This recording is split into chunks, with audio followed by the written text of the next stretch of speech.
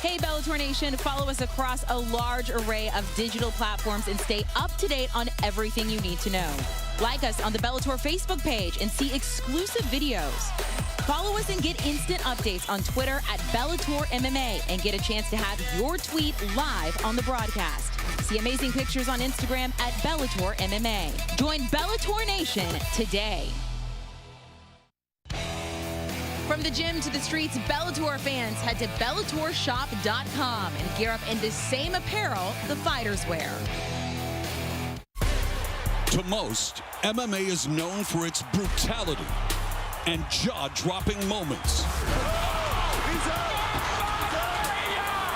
Coupled with the grit and grace of ground fighting, mixed martial arts is widely considered the most exciting sport in the world.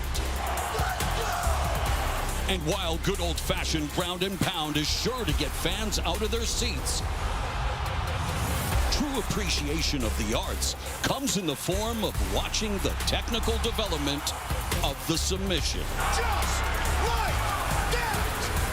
Wow! Brazilian Jiu-Jitsu black belt Goichi Yamauchi is Bellator's all-time submission king, with 21 of his 27 career victories coming by way of choke, lock, or crank.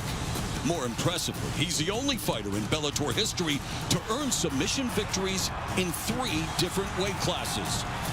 During his 12-year, 32-fight career, Yamauchi himself has never been finished. Best grappler in Bellator. If there's a #2 submission specialist on the Bellator roster, it has to be Naaman Gracie, a 4th-generation member of the Gracie family, a name synonymous with Brazilian Jiu-Jitsu. And the finish goes to Gracie. The former world title contender is a 2nd-degree BJJ black belt who's finished nearly all of his opponents by tap out. My game plan is always Gracie Jiu-Jitsu. He, too, has never been stopped. While Yamauchi has always admired Gracie from afar, it's Gracie who's been looking up to Yamauchi on the all-time sub list. A submission victory tonight puts Gracie 1 win away from the man he's been chasing for nearly a decade. Tonight, these 2 world-class welterweights collide in a black belt battle for the ages.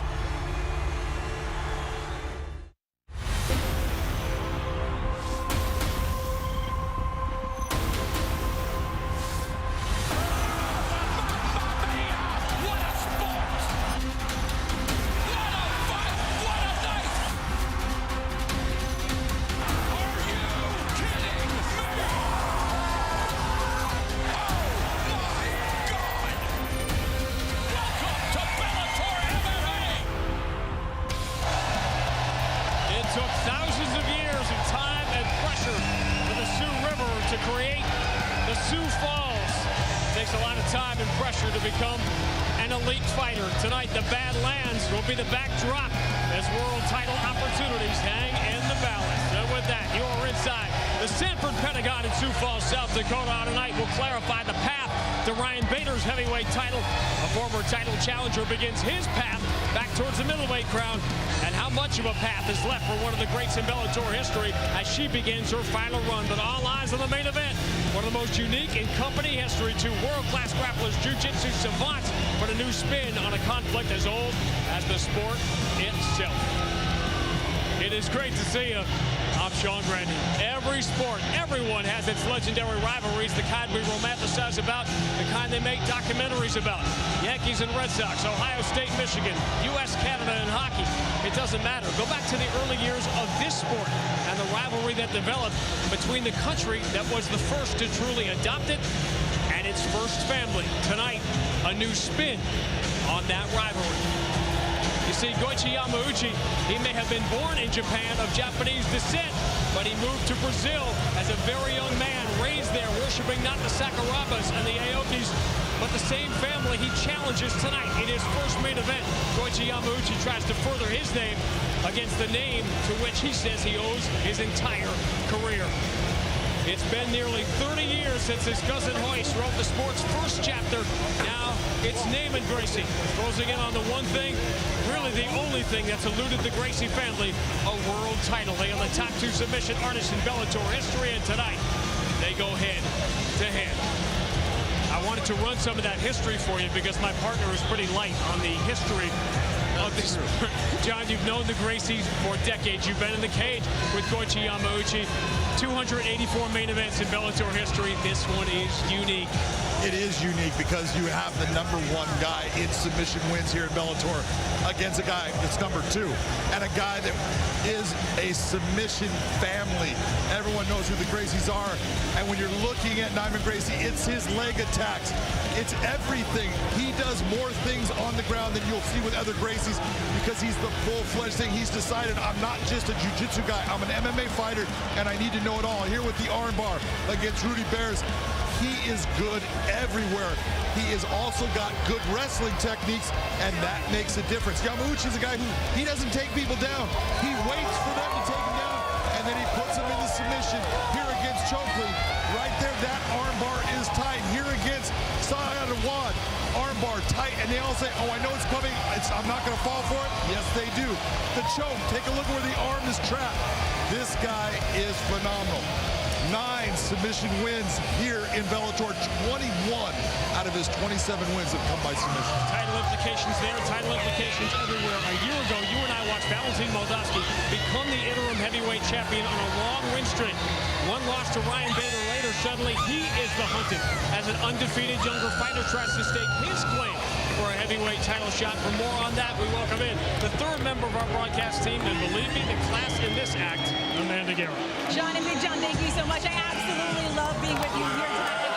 This crowd is absolutely incredible. I want to talk to you guys about our co-main event coming up tonight. We have the former interim heavyweight champ and #1 ranked Valentin Moldavsky going up against #5 ranked tall Steve Mowry.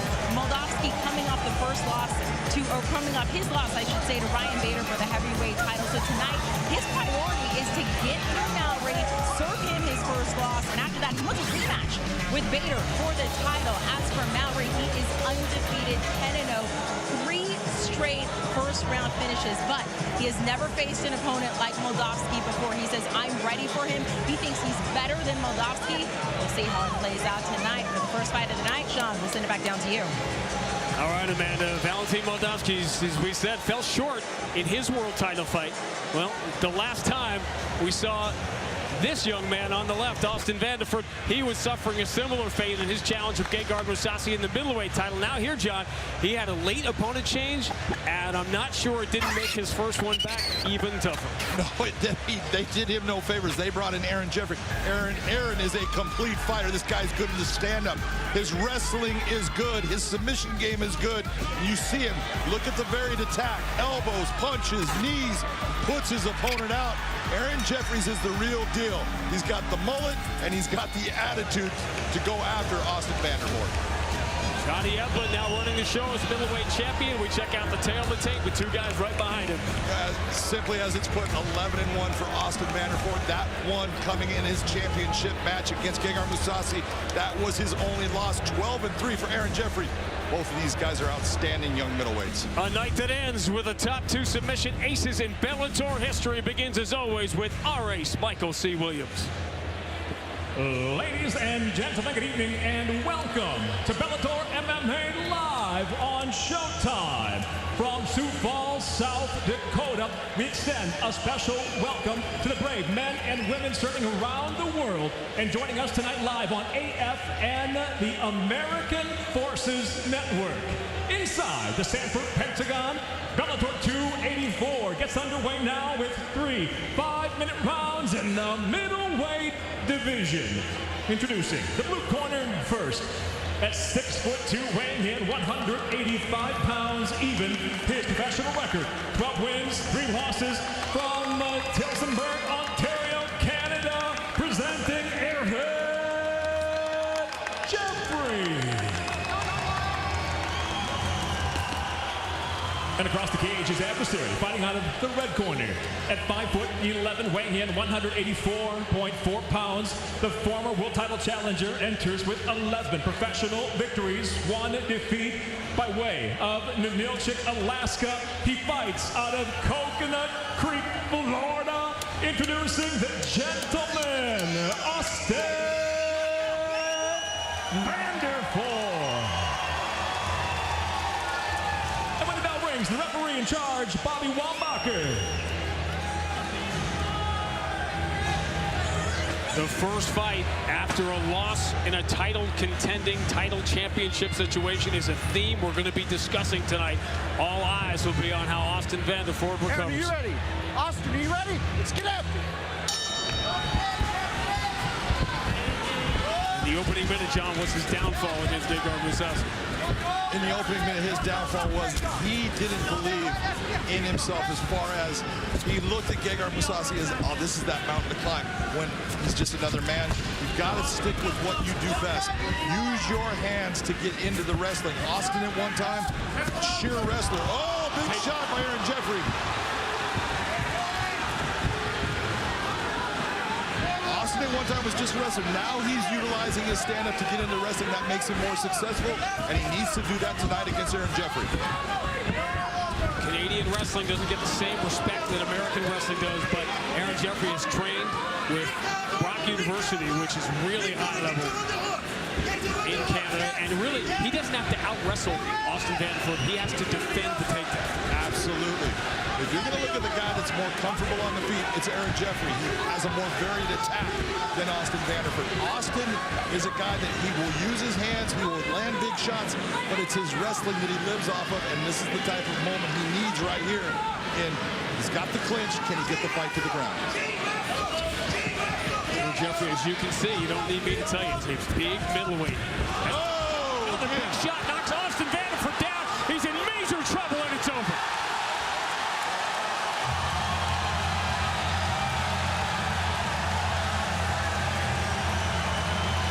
There were a lot of people saying, don't sleep on Aaron Jeffrey. And they were right, because he just put Austin Vanderford to sleep.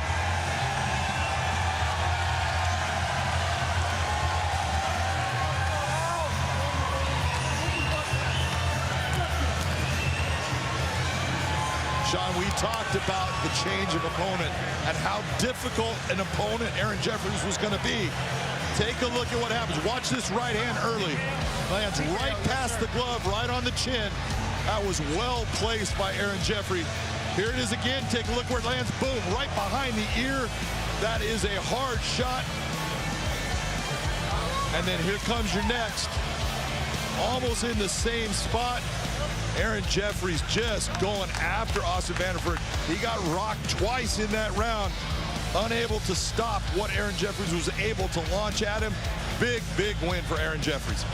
And I had been intending to ask you how important is the first takedown for the confidence of Austin Vanderford, and I didn't even have time. Exactly, and that was the whole thing. When he got in that clinch, he needs that takedown. He believes in it. And look, anybody can get hurt. No one is punch-proof. And when someone lands the shots like Aaron Jeffrey just landed, it's difficult for you to continue on in the fight. So Austin Vanderford, his meteoric rise at 11-0 into a world title challenge situation has now resulted in back-to-back first-round losses, first to Gegard Mousasi and now to Aaron Jeffrey. That is the look. That picture tells it all. That is a back-to-the-drawing-board look. Meanwhile, now Aaron Jeffrey enters the conversation, and he enters it at a very high level at 185. Still just 29 years old. Under the bright lights, he scores the biggest win of his career. Michael C. Williams will make it official. And inside the Bellator cage, it comes to an end. 1 minute, 25 seconds into round number 1. The winner by TKO, Aaron Jeffrey.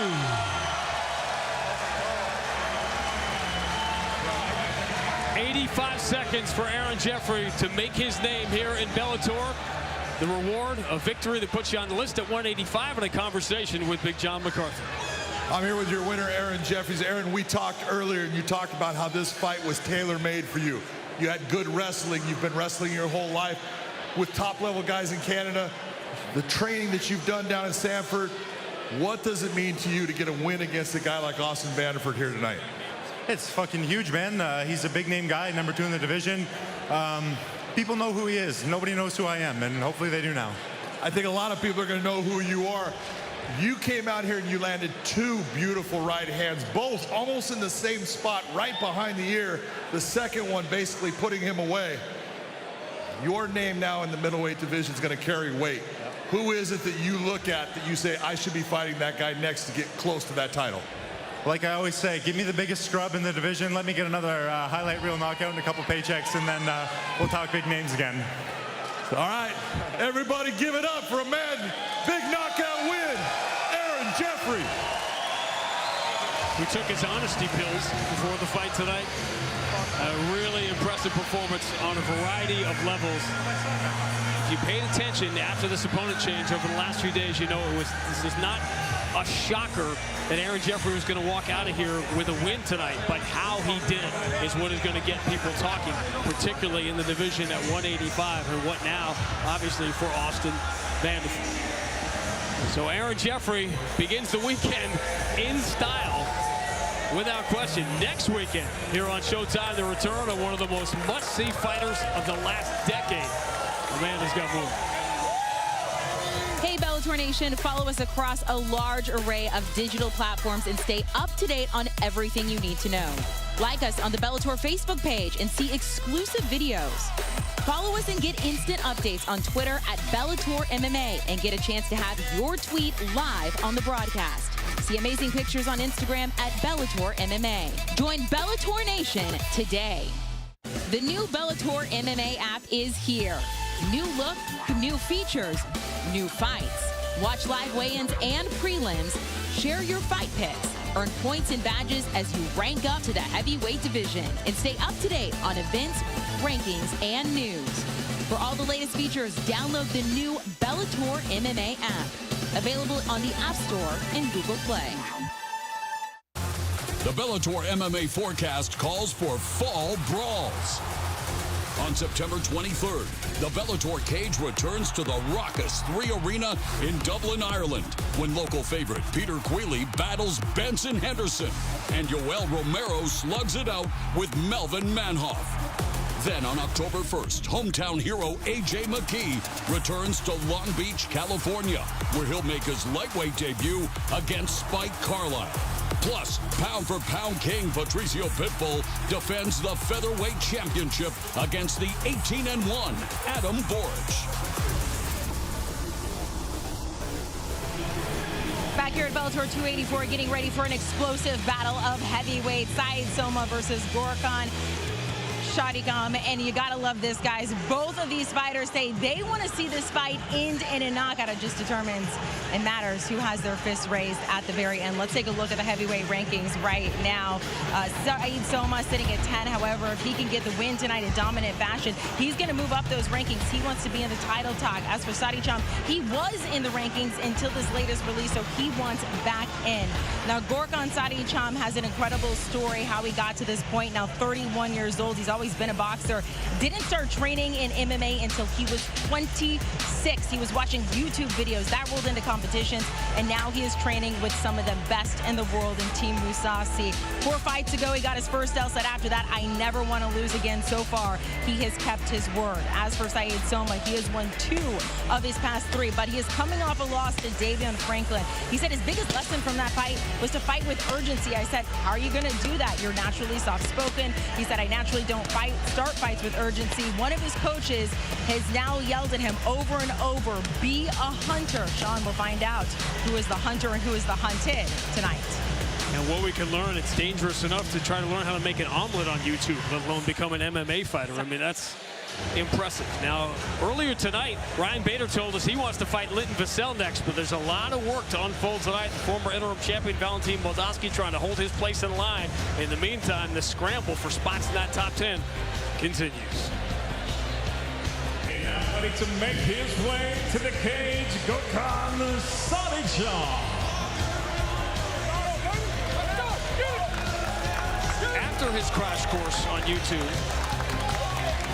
Gokhan Saracham turned pro. Later on tonight, we'll see the undefeated Steve Mowry make his case for a shot at the world title. It was nearly 4 years ago he beat this man, Gokhan Saracham, and Saracham has not lost since. You talk about heavyweight power, John, you are looking at it. He's got very good hands. He's got good speed in his hands and good power in his hands. When you watch him, notice how he postures when he gets someone in the ground position and he lands big shots. Here he goes in, big time kick, hurts his opponent, goes after him, takes him down, and again, look at the body position and look at the shots as they land. Big time power. Look, he's got it in his hands. He can put anybody out. The one thing that we have seen in the past is his ground. Look at him here against Kirill Sadilnikov. Good front kick, outstanding boxing, but he's been working on his wrestling. That's where his emphasis has been. I got to become a better wrestler, a better submission guy, and that's where he's been training.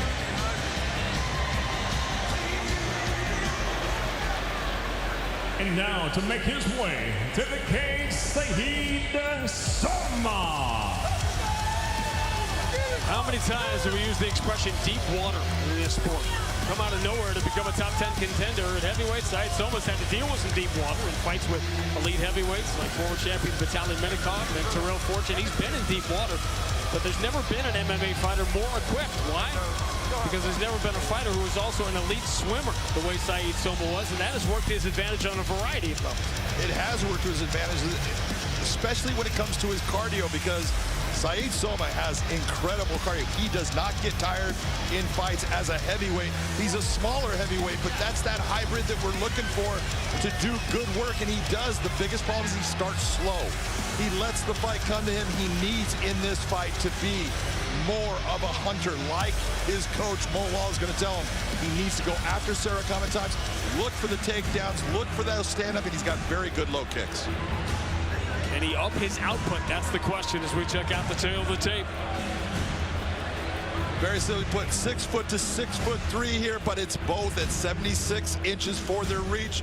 No one has an advantage in that. Saracham's a stand-up guy. Saeed Soma's going to be your ground guy. Live on Showtime, Bellator MMA turns now to the heavyweight division, scheduled for 3 5-minute rounds. Introducing first, the blue corner. At 6'3", weighing in 248.2 pounds. His professional record, 7 wins with 1 loss by way of Belgium. He fights out of Istanbul, Turkey, presenting Gokhan Saracham. And across the cage, his adversary, fighting out of the red corner. At 6 foot, weighing in 243.4 pounds as a professional. 8 victories, 3 defeats. Hailing from Suriname, he fights out of Coconut Creek, Florida, Saeed Soma. And your referee, in charge, Kevin McDonald.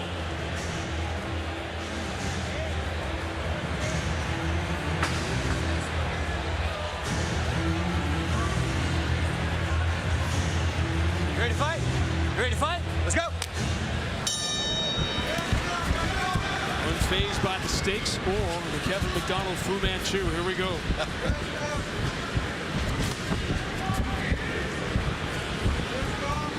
Later on tonight, we're going to see Steve Mowry. He has beaten both of these men. Stopped them both, and that has been a rarity for both of them. The only time either one has been stopped been by Steve Mowry. That was the pro debut for Saeed Soma. Yeah, I was going to say, that was a long time ago sure for Saeed Soma. He's a completely different fighter, and he's in a position now where he usually is the guy, as the fight is going on, it's coming on more and more and more, but he's got to start fast. You know, that slow start, that drives King Mo crazy. There has to be an urgency within him. And he has had some fantastic fights. He's one of the only 2 guys to beat Vitaly Mccourt, and he just annihilated Vitaly's legs with the low kicks, and he needs to go after Saracham with those kicks. People talk about that stoppage because Mccourt basically stopped fighting. He had the injury to his fingers, but Soma was in the fight, arguably winning it. Oh, there's no doubt he was winning it. He had lost the first round, as he usually seems to do in our fights, but he had won the second. He was definitely winning the third when that fight was stopped. I'm sure there are other fighters that fall in this category, but to me, I had never seen one during his career who you knew was going to be a great coach like King Mo. Yeah. It was obvious to me the way he thought through the game. King Mo is a student of the game, and he looks at everything, and he breaks things down, and he's got so much wrestling experience, and then his stand-up experience is turned in. He's just a guy that he breaks down fights, and he looks at things and sees what you need to do to be successful in the fight. And off of that jab, you see that beautiful jab by Sarchov. That's where Soma needs to counter. You cannot just let him bounce around and land that jab over and over and not respond.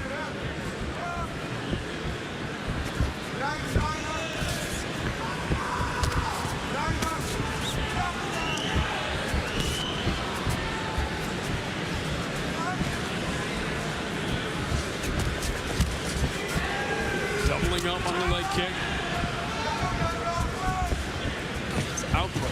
Output for Soma in the first round.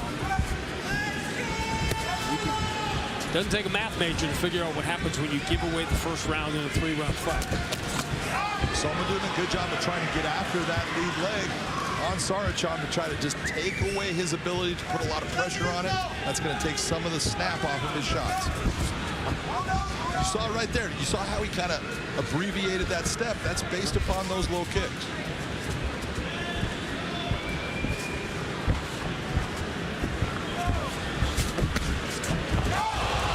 The left knocks him off balance. Sarachov makes sure he stays down.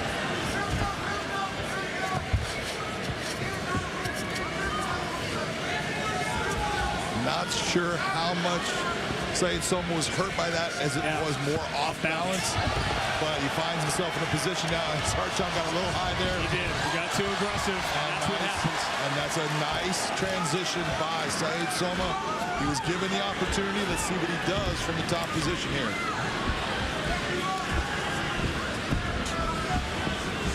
Looking for an opening.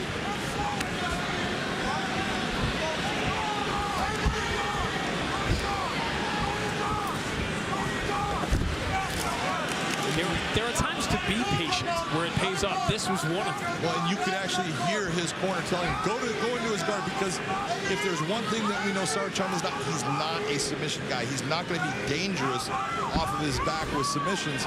So why not go down to the ground with him, use some ground and pound, and try to soften him up and win the round? And yeah, in a close round, you spend the final minute on top, and you're in good shape. Yeah, and a round where you got knocked down in the judge's eyes, possibly, based upon that shot. You got to try to do something to win it. Judge is looking for anything in a close round.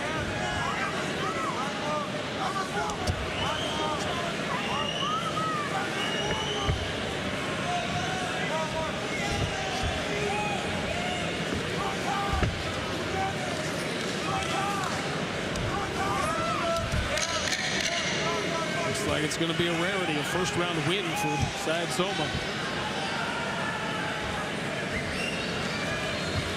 Stop! Lean break.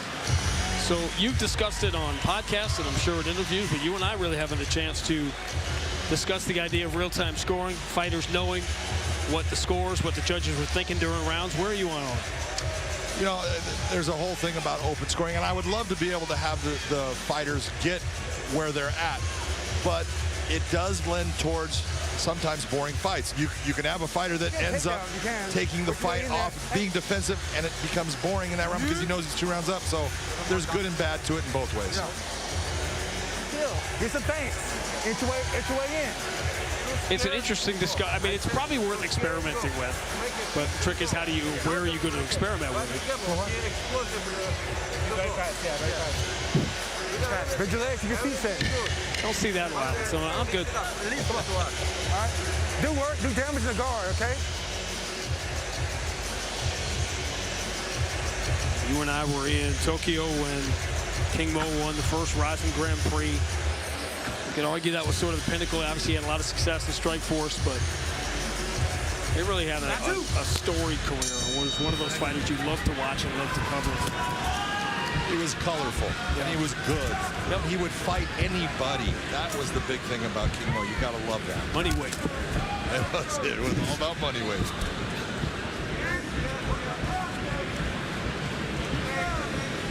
First round of Soma.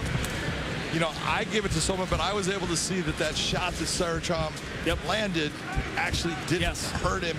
He was off balance. Did the judges see it the same way?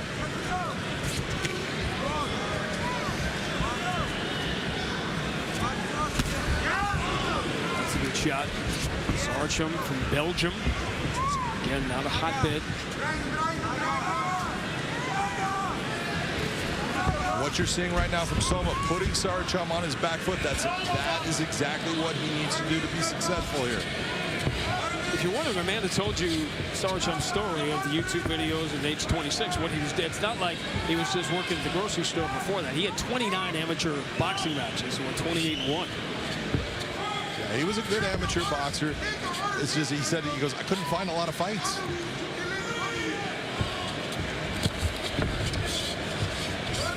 Nice attempt at the trip by Saeed Soma.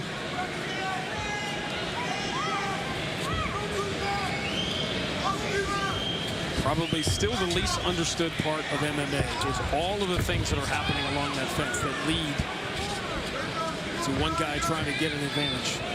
Well, just right there, what you just saw. See, that was a little trick by Soma. They're both pummeling, and he ends up, Saracham turns it, and he uses that momentum in that turn to duck under, gets the back, and now Saracham is about trying to fight the hands, looking for that Kimura, getting knee to the thigh. Doesn't help him as far as his stance if he can get this back to an open stance. Wow.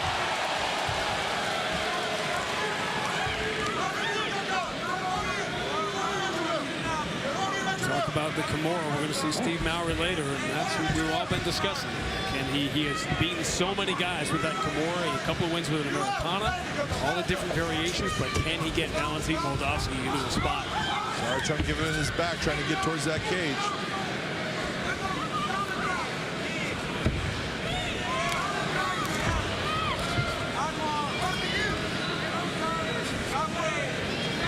Which way does Saracham want to go?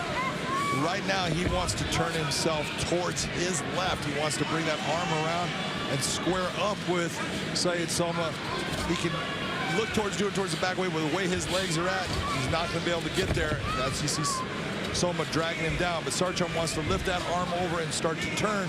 But with where Saeed Soma's hands are, he needs to just work at fighting the hands from this position. Soma looking for a trip.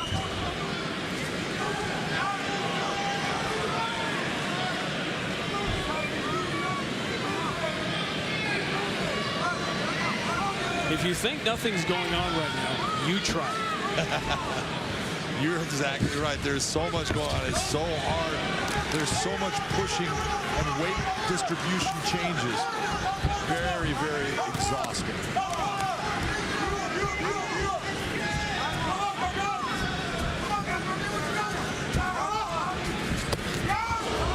So a little more confident here, maybe dangerously confident.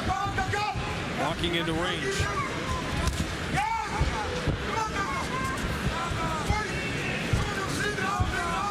Saracham really needs to start going back to using that jab. He's got a very good jab. It's quick, it's accurate, but he's not throwing it. There you go. He's got to get back to using that as his tool to back Soma off of him and be able to start to establish that he's the one controlling where the fight's going to be. Sarsham's been all one and done.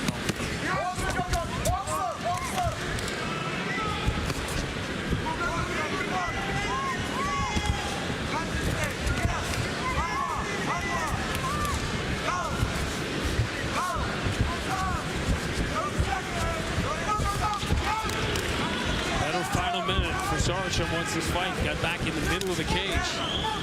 Was it enough to take the round back?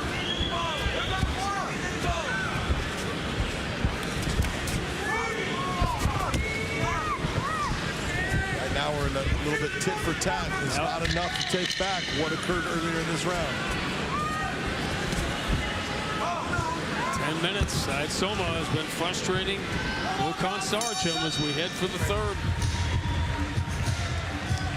Every sport has its heels and its heroes. This tennis all-time great blurred the lines and then some, and he did it at a price.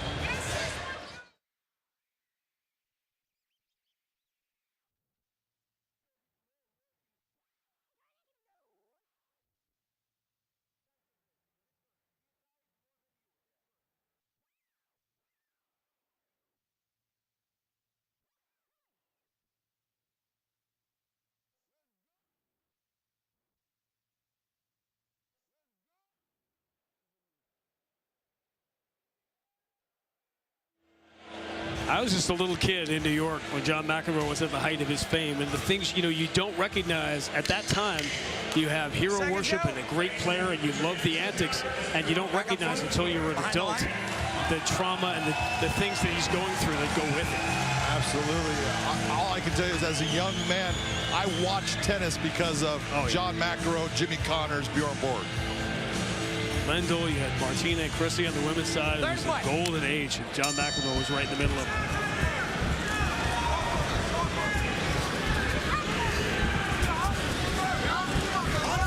We've seen a lot of judges' decisions where we say you cannot be serious. But there was some intricacies to calling this one. Like, we're sort of seeing it, you and I see it the same way, but these aren't what you would call dominant rounds. No, they've been very close rounds, and they can swing the other way. And this is the ones where if you're the fighter, you cannot complain if you're the guy that ends up on the short end of the judge's decision here, because you've got to go and prove that you deserve that round. Both guys trying, but...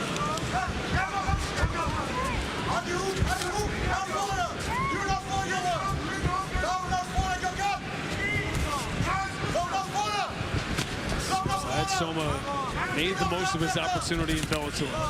Nice. Bring that kick up high. You can see, strike stat-wise, you know, percentage-wise, Soma a little bit heavier as far as 61%, but it's close, 44 to 33 as far as what's been landed. Again, the strikes are what they are. It's been Soma controlling things at the cage, in the clinch, and in the first round on the ground, late in that first round. That's the difference between the two.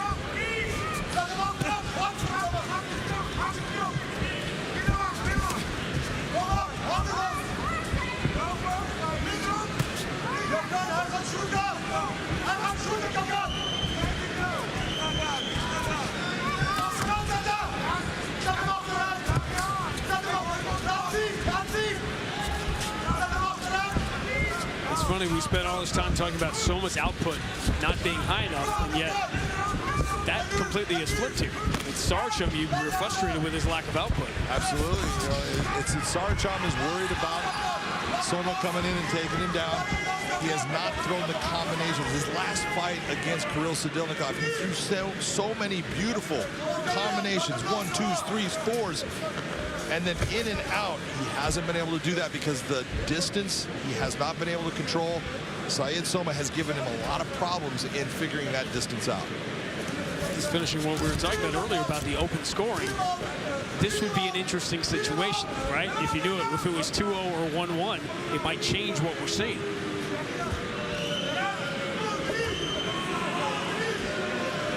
Sarcham is not fighting like someone down 0-2, that is for sure. He's working hard right here. You know, I always look, the thing that makes MMA scoring really difficult is there's such a gap. Both rounds, as we've discussed, are very close. And it should be like a 10-9-5. Because no one had this dominant round or anything like that. But based upon the scoring we have, it's a 10-9. And it could be the judges have gone, you know, one way up in both rounds for either guy, or you know, it's tied up right now. And this is the round that's going to decide.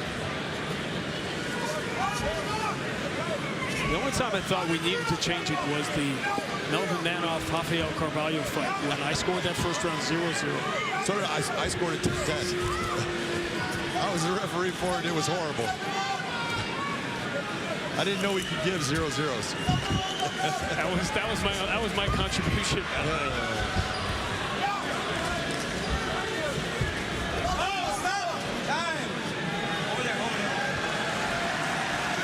No shot. Come over here for me. Just away from your corner. Stay right there, right? Start me 5, okay? stay right there, okay? Starting 5 minutes on the groin foul. Okay. Hey. That's just about as square down the middle as you're going to find.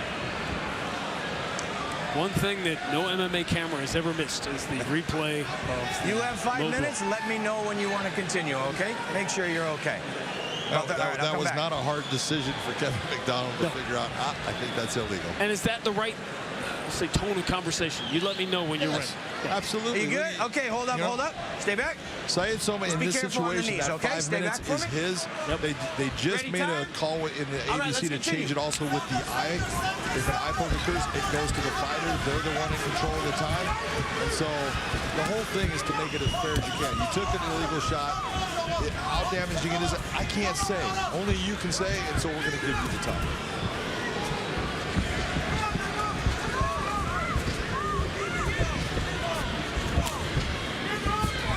Final minute with the weight it would seem on the shoulders of Sarchum to make something happen.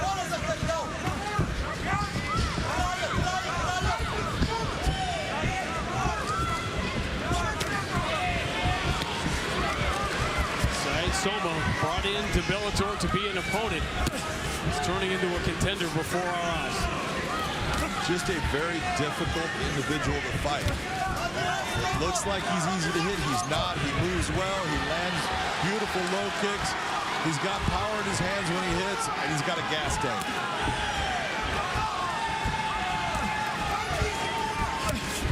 Don't downplay the gas tank in the heavyweight division.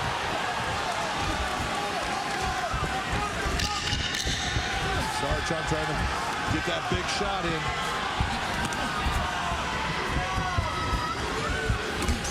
He's been in deep water his entire career. Inside Soma takes Gokhan Sarchum there tonight.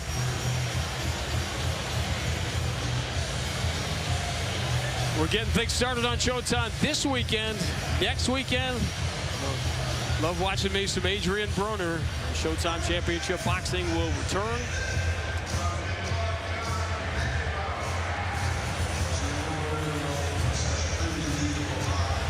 Bellator back with you in September as we head to Dublin. Another legendary Peter Queally walkout. Ben Henderson waiting for him on the other side. Speaking of slow starters, it's all coming up on Showtime. September 23rd, Bellator returns to Dublin, Ireland, the land of saints, scholars, and brawlers. Peter, the showstopper Queally, returns to bring the house down in the main event against veteran Vincent Henderson. A clash of titans looms between legendary KO King Melvin Manoff and the soldier of God, Yoel Romero. Undefeated Kieran Clark represents the new generation of Irish studs in a bout versus George Sasu. Plus 2 battles of top featherweight contenders, Mads Burnell versus Pedro Carvalho, and Leah Mccourt takes on Diana Silva. This 5-fight main card starts September 23rd, live from Dublin.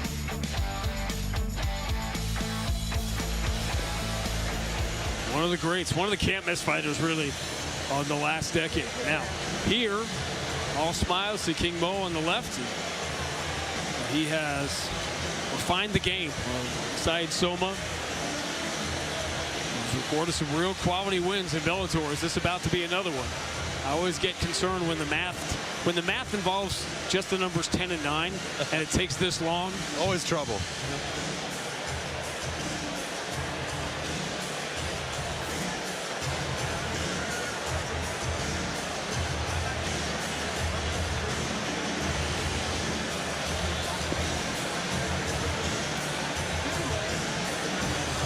Do you think this is Michael C. Williams' math problem? I don't think it's Michael C. Williams' math problem. I would say I've seen him do math, but he's never grabbed a check. So that's where the math is. Good point. Good. That's where you usually see if those skills are there.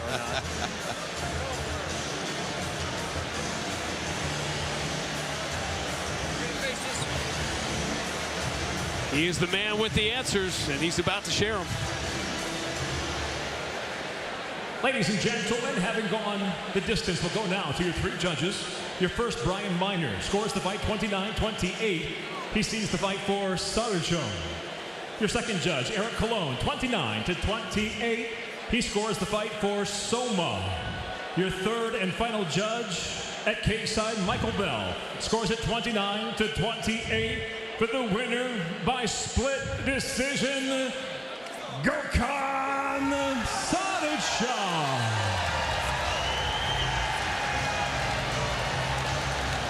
I can't go as far as a robbery, No. but I can't say I agree. Okay, I want you to remember back to that first round Yes. with that knockdown. Knockdown. And I said, did the judges see that he was off balance, or did they think that he got hurt? That's the difference. I thought you could make a case for a 30-27 for Soma. I thought you could make that case in this fight, which is why it's shocking to lose. So I was 29-28 with you. 29-28. But given that, something of a surprise, but again, not a robbery, and it's Saracham who comes up with a win to go to 8-1. That's a disappointing loss for Saeed Soma. So things heating up here, certainly with that decision. Another 90-degree day here in Sioux Falls. Won't be long before the calendar turns and the weather starts to cool. It stays red hot, though, here in Bellator, starting next month on the Emerald Isle at the site of some of Bellator's most memorable moments. The Bellator MMA forecast calls for fall brawls.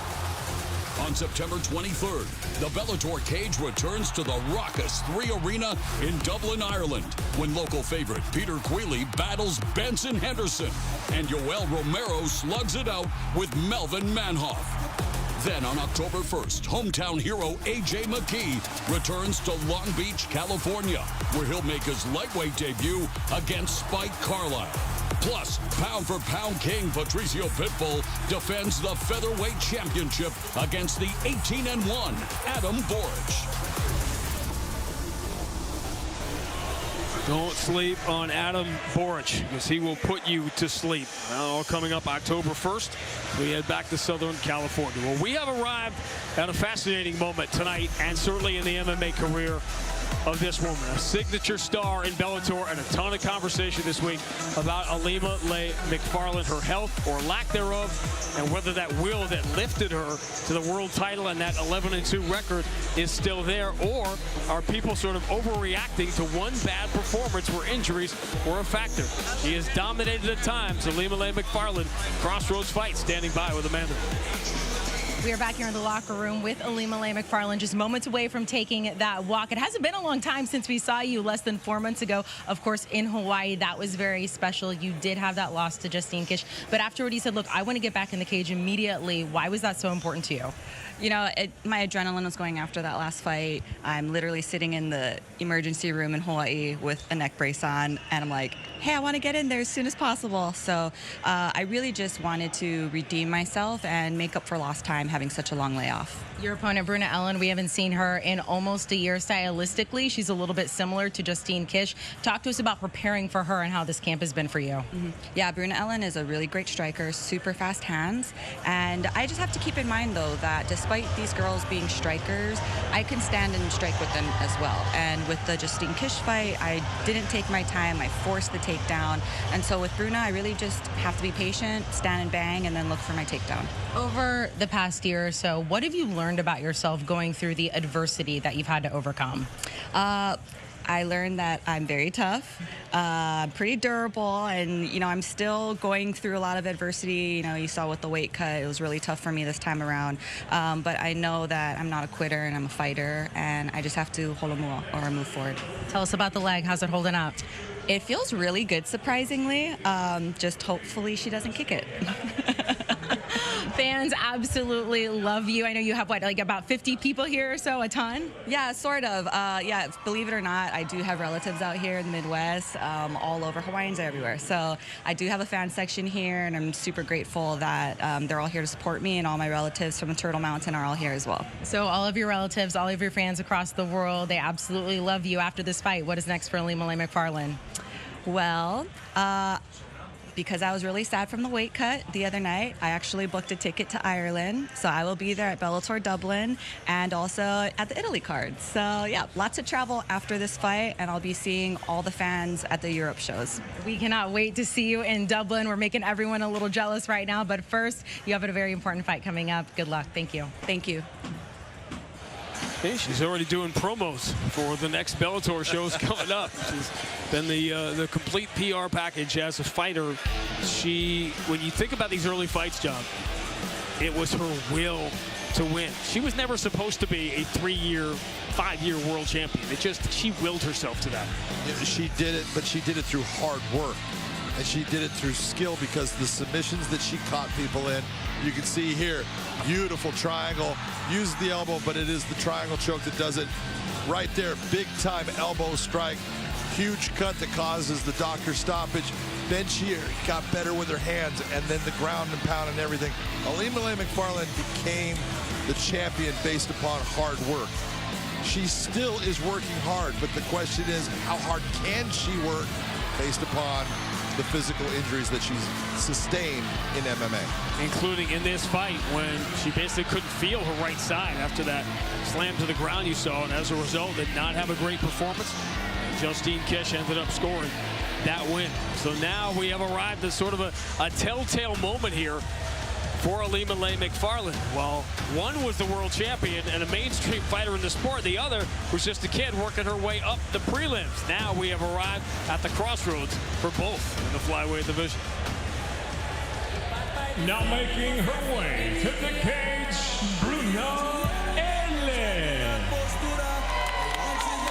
Well, so many of the top female fighters in the world coming from other disciplines and sometimes other lines of work. We tend to forget that some of the fighters we've seen for years started very, very young. And even Ilima-Lei the other day called Bruna Ellen one of the OGs of this division. And Scott Coker, Rich Chow put together 7 years ago. Well, Bruna Ellen was 19 back then. So she is just coming into her prime now, and she has been disciplined and extremely well coached. Oh, absolutely. And it's one of the things I love about Bellator is that we do bring in a lot of very talented young fighters that then work their way through this. And you can see Bruna Ellen in the stand-up. She's dynamic. She's got a varied attack. She's got fast hands. She loves the stand-up, but it was always the ground that kind of gave her a problem. And she's learned to become a solid ground fighter. She's got wrestling now.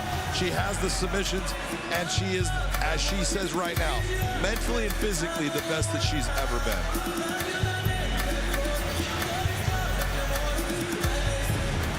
And now set to make her way, Ilima-Lei, the Eliminator, Macfarlane. The first 3 decades of MMA have shown nothing if not the sport's ability to adapt. And Ilima-Lei, as we said, she wasn't supposed to be the cornerstone of this franchise. She wasn't supposed to be world champion. She just made it happen, win after win. The inaugural flyweight title, and then a 3-year run of title defenses and walkouts that saw her cross over into the mainstream. But now the crossroads, and John, this is not an original thought, but when a fighter like Ilima-Lei starts talking about their life after fighting, sometimes that life has already begun. Absolutely right. Sometimes it has, and we're going to find out here tonight, in my opinion, is that a fact? And as we check out the tail of the tape, John, those people looking for clues that this is not the same Ilima-Lei, they do not have to look very far. Well, Ilima-Lei has never missed weight until this fight. She came in at 129 pounds. That is 4 pounds overweight. Bruna Ellen coming in exactly where she went, but she took the fight anyways. You got to hand it to her. We'll see if that actually has some effect in the fight. To Michael C. Williams. From the Sanford Pentagon, Bellator MMA now features 3 5-minute rounds in the flyweight division. Live on Showtime, we introduce the blue corner. At 5'4", weighing in 125.6 pounds, her professional record 6 wins, 3 losses, from Campinas, Sao Paulo, Brazil, Bruna Ellen. And across the cage, her adversary fighting out of blue-red corner. At 5'4", weighing in 129 pounds, the former Bellator flyweight world champion tonight stands with 11 professional victories, 2 defeats, hailing from Honolulu, Hawaii, presenting Ilima-Lei, the Eliminator, Macfarlane. In charge, your referee, Jason Herzog.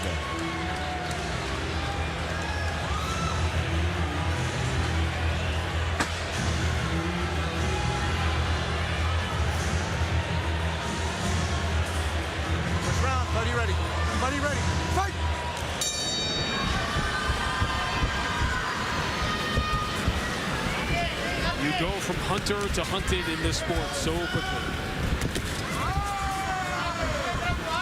You can, and it's all about focus, and it's all about the one thing that's so difficult. Nice right hand by Bruno Ellen. So difficult as a champion is sometimes you tend to lose that focus of you don't have a target. There's nothing that you're looking towards. That's my end goal. That's where I want to get, because you've been there. Bruna Ellen, in looking at Ilima-Lei Macfarlane, she has a target on her. Does Ilima-Lei have that same feeling about Bruna?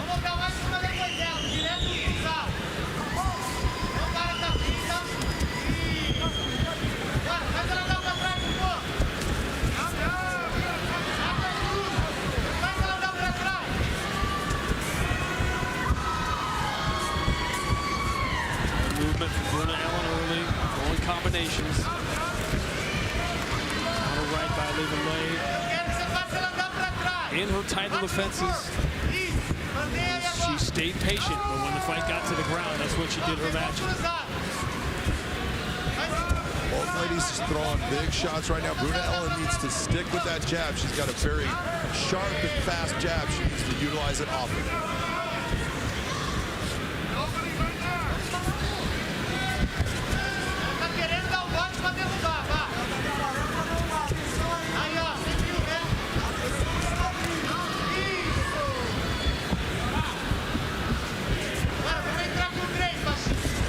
Fighter Bruna Ellen was tentative, as most young fighters are.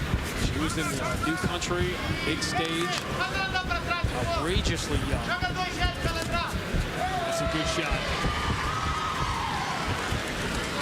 Like getting the best of that exchange.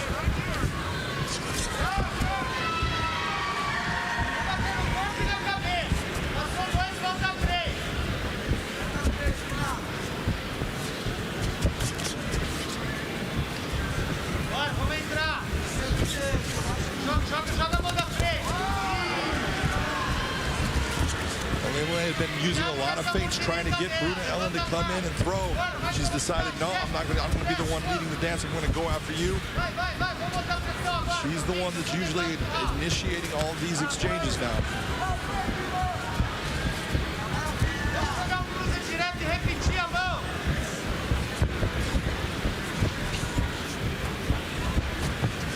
Everything on the feet for the first 3 minutes.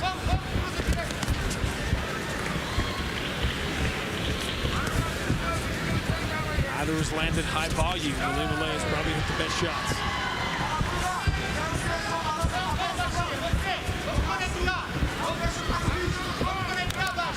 Bruna Ellen, you have to win the fight here. Oh, absolutely. That is, this is where Bruna Ellen is best, in the stand-up. Very elusive. She's got good power in her hands, fast hands.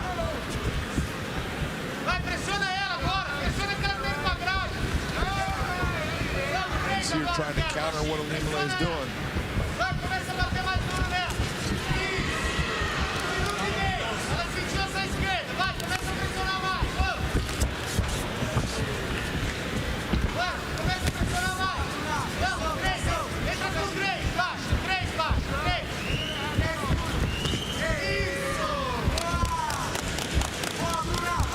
Later in the round, now you see Lima's looking for opportunities here, not just a strike. She's got her eyes on the late round takedown. Both ladies being very boxing-centric, not really using kicks. Going after everything with their hands, not a lot of elbows being thrown in. I think I see one elbow from Ilima-Lei. It seems a natural thought when you don't see Ilima-Lei using her kicks. You wonder about the knee. This right here is the Ilima-Lei Macfarlane we expect. Pressure, grappling.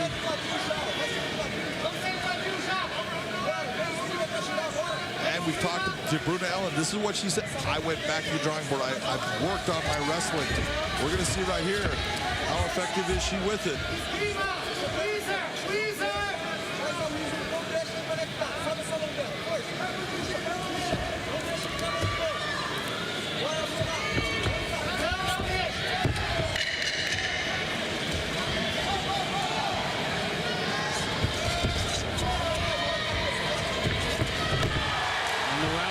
A good round for Ilima-Lei.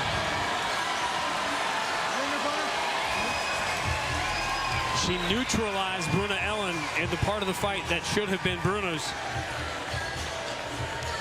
and out-muscled her in the final minute. We are about 10-15 minutes away from the former interim heavyweight champion Valentin Moldavsky trying to hold on to that spot at the top of the heavyweight division and try to be the first to stop Steve Mowry, who has been so impressive. And it's not so much a clash of styles, a clash of body types. And Steve Mowry at 6'8". Can he have the same success against the grappler of the strength of Valentin Moldavsky? High stakes at heavyweight. And the wild card of Linton Vassell, and the biggest wild card of all is Fedor. Nice. Heavyweight champion Ryan Bader is here in the building tonight. Saw his protege Sullivan Cauley go to 4-0 earlier tonight. Second round, buddy, ready. All right, what are you telling Bruna Ellen in the corner? And it's going to make her, she has to be more efficient in the stand-up. How do you do it? First off, not like that. Quit waiting. Yeah. You've got to go after it. You know, the feints are fine. Every now and then use your feint, but you've got to start throwing and making her back up. If she backs up, she doesn't throw quite as much. Right there, beautiful right hand down the pipe, but you've got to have more output. The other part I would say is start to bring those strikes into play. I mean, the kicks into play. Yeah. She hasn't kicked basically at all in this fight, and she's got good kicks. For whatever the numbers are worth, there's been only one kick thrown in this fight in the first 6 minutes. And that's by Lily McFarland, yeah. And it might be that Bruna Ellen is worried about if I start to kick, then she's going to be able grab to the leg, get to the point, getting me down. You don't want to take away your tools, though. Nice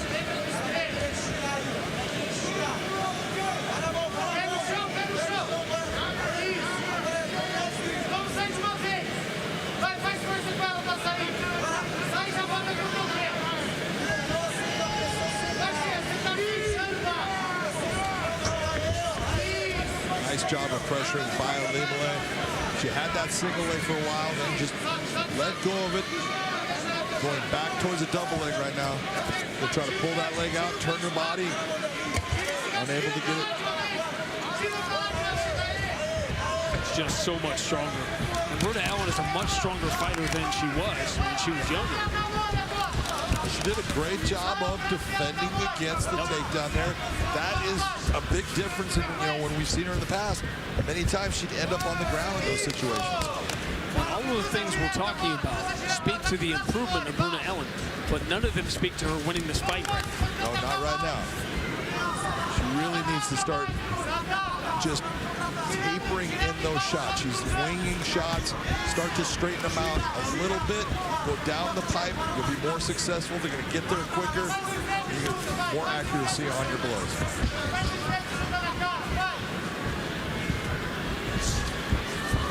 Well, there was a kick. First kick attempt.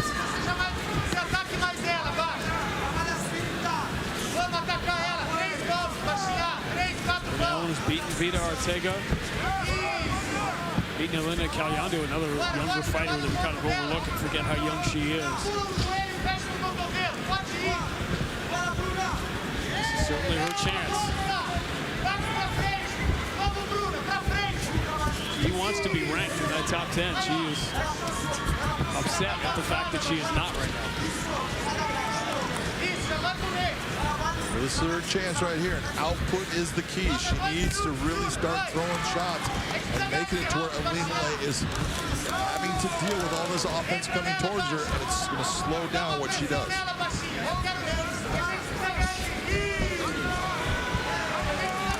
That was what she was afraid of, having that kick caught.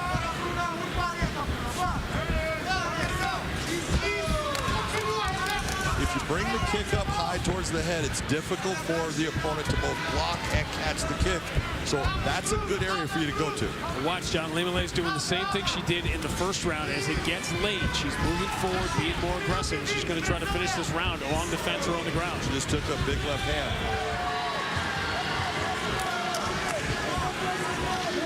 This is a carbon copy of round one.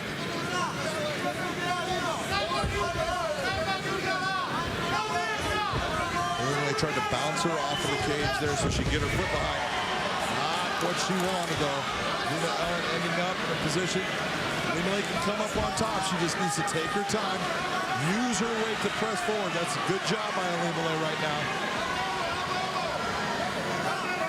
You see Bruna Ellen almost having the back, but she doesn't. Ilima-Lei needs to kick that leg free. She's got the top position.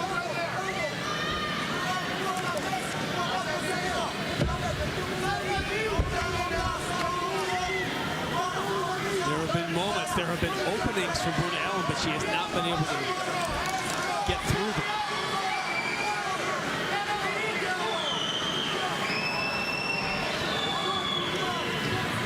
Right now, Ilima-Lei, yes, she got the takedown. She hasn't landed one shot. Nothing has occurred offensively. And here comes Bruna Ellen back to her feet.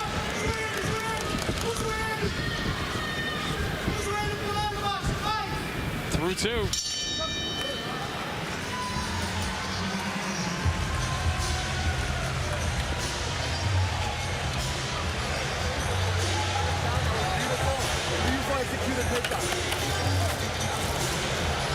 That is an interesting round to discuss. I thought it was closer. You could go either way. I know what you were saying about there not being any output when Ilima-Lei was on top. But was there enough output for Bruna in that round to win? Well, Bruna actually landed some good shots. And she landed the heavier shots in that round. In fact, you can see a little bit of damage to the left eye of Ilima-Lei based upon one of those shots. Overall, not a lot landed on either side that was real clean, but the heavier blows were landed by Bruna. I would give Bruna that round. The takedown had no effect in the fight. Bruna Ellen trying to get where Ilima-Lei Macfarlane has already been. And where that guy is right now, the interim welterweight world champion, Logan Storley. Waiting on the return of Yaroslav Amosov, and there he is, the top dog, the heavyweight world champion, Ryan Bader. Is it Fedor? Is it Linton Vassell? Or something about to happen between Mauri and Moldavsky that's going to change that conversation? Stay tuned, as we say in the TV business.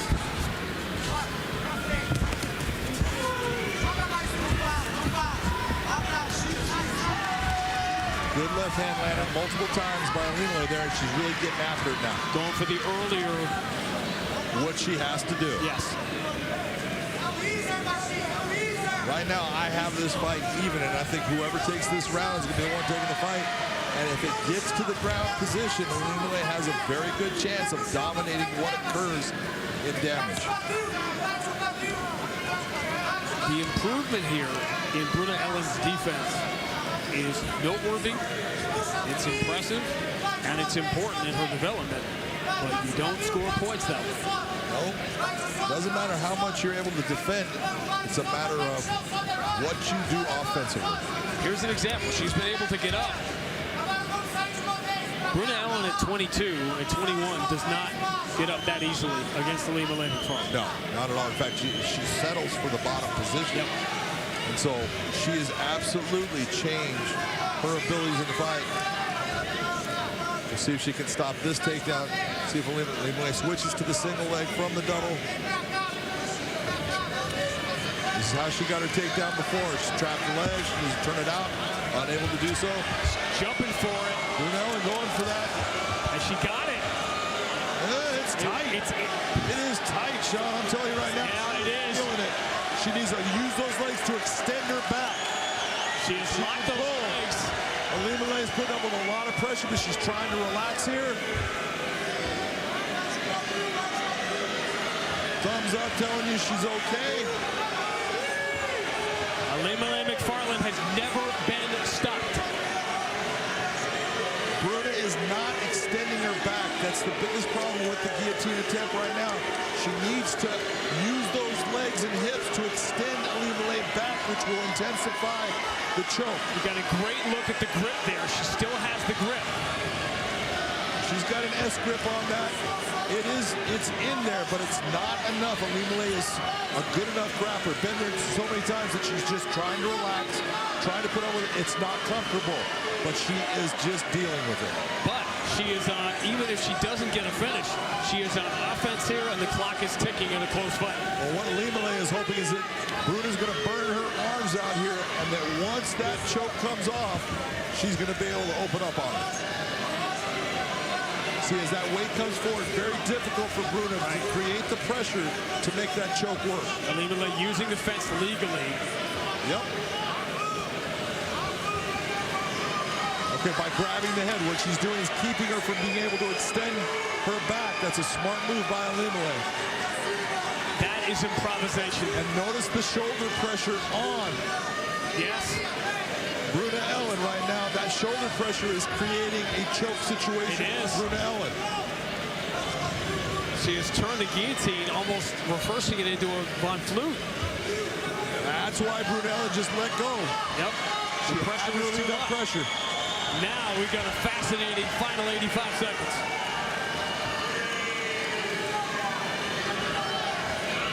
Limele McFarland in a top position.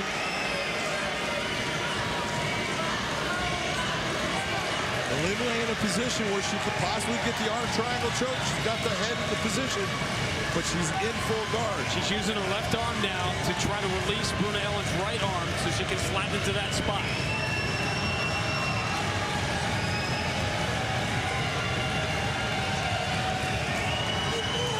This is quite a rally from the former champion. She was in a dangerous spot. And she's out, but she's already, I think fans here reacted to her getting out of the choke, not realizing she was already in an offensive position. Exactly, she was offensive at a certain point. That's what they're looking for. To turn the fight, the momentum, and maybe the judges in this third round. Limele McFarland, the former champion, showing the heart of one here in the final minute of the third round.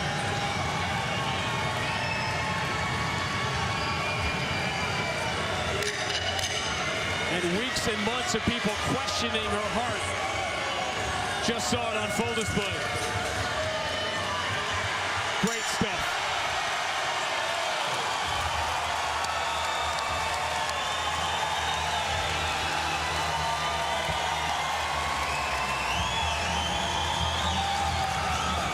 Never underestimate the heart of a champion.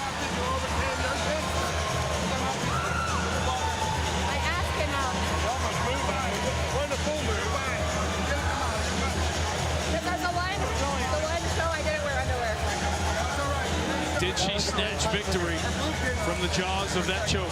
It's really going to come down to how did the judges look at those two choke attempts, because each lady had it. Bruna Ellen had her in a deep guillotine there. You see her jump the guard here because she's got that neck, and that's tight. She's got a good arm in guillotine. You saw this right here is Limele using the fence to relieve pressure and then trying to use that shoulder to create additional pressure on Bruna Ellen, which it did when you saw her hands come apart. Yes. It's telling you, I can't just sit where I'm at. I've got too much pressure. I've got to change it up. And then a little bit of good ground and pound wasn't enough to take the round. The crowd reacted very late when she popped out of the grip, Bruna Ellen, but she had long since turned that position into an offensive one. You're absolutely right. I don't think the crowd saw it the same way that we did, but there was a point where that shoulder pressure made Bruna Ellen stop what she was trying to do with her guillotine attempt and put all the offense in for Limele. Win or lose, this is another step forward performance for Bruna Ellen that shows she can play with the top fighters in this division. Absolutely. You know, she just had a very good fight. This fight, you know, very close. Who's going to get that last round? We're going to find out. But I had it even going in. And so she's competing with the very best that we've had, because this was a multiple-time world champion in Limele McFarland, and someone that we know is tough as hell. So we know you had it even going in. How do you have it now? I'm going to go with it. I want to just say, you're going to punt? I'm punting. Limele deserves the win. Bruna deserves the win. And I'm going to go talk to somebody. Let's find out.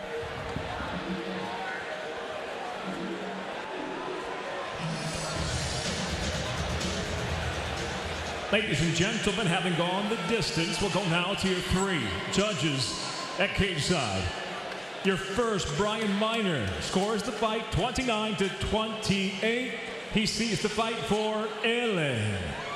Your second judge, Anthony Manus, scores at 29-28. He sees the fight for McFarland. While your third and final judge at cage side, Michael Bell, scores it 30-27 for the winner by split decision, Eliminator McFarland. A come-from-behind win for the former world champion. And a split decision that deserved to be a split decision. An extraordinary fight between the past of the division and the future of it to see who is going to lead in the present. Eliminator McFarland standing by with Big John. I'm here with your winner, Eliminator McFarland. Eliminator, you showed so much heart in that fight. You showed a variety of attacks. In the third round, we got to talk about, she jumped guard. It was a tight guillotine attempt, but you showed that you were able to just withstand the pressure, but you actually turned that into an offensive attack with your shoulder pressure, making her actually let go. I just want to first and foremost say, Bruna, you should have had your hand raised tonight because you still took this fight even though I missed weight. So you're a gangster. Thank you for fighting still. She's tough, man. Like, that guillotine was super tight. Luckily, I had the screen like right there so I could see everything, and I saw my pants coming down. This is the first fight. I wasn't wearing underwear, and all I could think of, please, please, please don't flash everybody. But I didn't let go. I held on and eventually reversed it with a Von Flute. But yeah, Bruna, man, she's tough, and she shows why, you know, she's one of the top in the division. You came into this fight knowing that you had had 2 losses in a row. How important was it to you to get back on the winning track? Yeah, you know, I was telling my coaches before coming into this fight that I didn't know if my heart was here anymore. I didn't know if my heart was in fighting anymore. And I needed this win to prove to myself that I still love this sport and I still love stepping inside here. So it's not over. Even though I say that every fight, it's not over. I'm still here. I think you showed everybody in this place you are nothing but heart. Congratulations on a very hard-fought win. Ladies and gentlemen, please give it up for Eliminator McFarland. You can never question her heart because she has always worn it on her sleeve for everyone to see. And she did it again tonight. And only the elite of the elite, and only in this sport can you find out how much you love it by having someone punch you in the face. And essentially that's what happened for Eliminator McFarland tonight, because the doubts she just expressed were the same ones we have all been talking about that have surrounded her for the last year plus. But if she doubted that it was still alive in her, John, maybe it took her being pushed to the limit. And if Bruna Ellen chokes her out in the third round, that could have been it. And yet it almost breathed new life into her, and she said, not this way. Absolutely, and this is where people look and they go, well, you know, how do you have doubt when you're that kind of fighter? Everyone has doubt. Yep. When things don't go your way, you have the doubt. There's no doubt Ryan Bader is the heavyweight champion of the world right now with his win over Valentin Moldavsky. Now, can Valentin Moldavsky, the former interim champ, hold that spot against Steve Mowry here? Because he has been dominant even up until the Ryan Bader fight. He had not lost in years until Ryan Bader scored that decision. Meanwhile, Steve Mowry has taken some shots in these wins. The record looks great. The finishes look great. The 5th-ranked heavyweight standing by with Amanda. Back here in the locker room with very tall Steve Mowry. I will be looking up for this interview here. I want to talk about some of your finishes because you've had 3 in a row in the first round. Did this fight get out of the first round tonight? I don't know. I'm really focused on the outcome. I'm just focused on giving my best, and we'll see what happens. A lot of people will say you haven't faced an opponent like Moldavsky yet. Where do you have the advantage in this fight? I feel like I'm just a better fighter. Overall? Yes. when this fight is done, if you get the win, he lost to Bader. Bader is the interim champ. Are you calling him out? What's next for you? We'll see what happens. Tall Steve Mowry, thank you so much. Thank you, guys. A man of so few words, we probably could have counted them as that was going on, but he knows his moment is close at hand. Steve Mowry begins his walk. It happens fast. 1 year, you're the up-and-comer on the doorstep of the sport's highest plateau. One narrow loss to the champion later. Valentin Moldavsky is the hunted as he and Steve Mowry prepare to both make their case. Still undefeated, Steve Mowry. Let's go! Steve Mowry dropping the hammer fist. He's taking a nightmare. I'm the fucking boogeyman. Now he's it's all over. Another submission win by Kimura for Steve Mowry. Steve Mowry is the real deal. Everybody else in the top 10, we can do it. We got business. He enters tonight as the #1 ranked contender, Valentin Moldavsky. He just physically is very fast. He's very strong. He's a dynamic fighter. Another shot right on the button. He's in big trouble. Moldavsky pouring it on, and it's over. Another win for Team Fedor. It belongs to Valentin Moldavsky.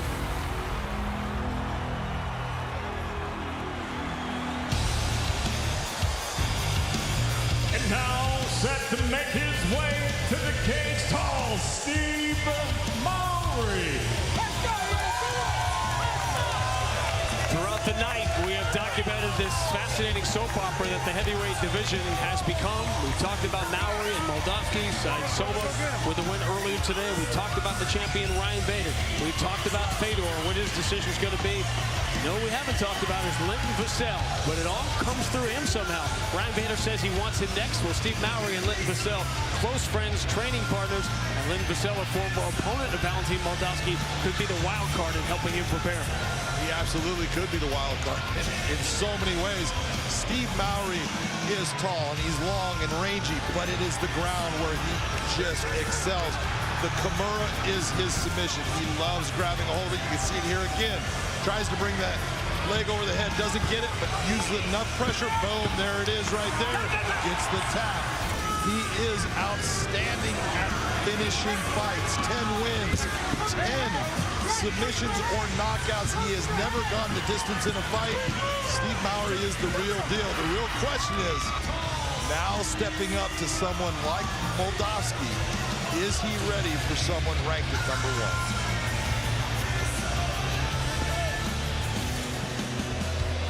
And now to make his way, Valentin Moldavsky.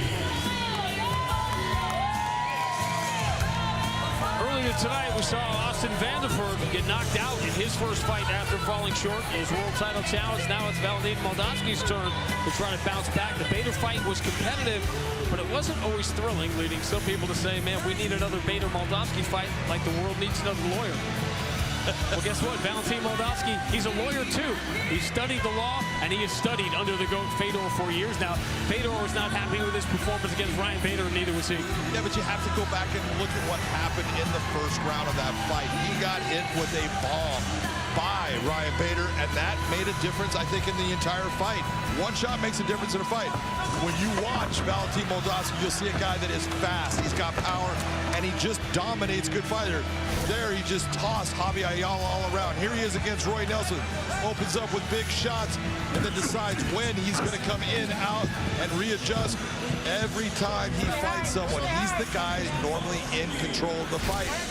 Here he is against Tim Johnson. This is when he won the interim championship. And it was. He initiating the fights, landing the better shots overall, and then getting himself out and just doing it over and over again.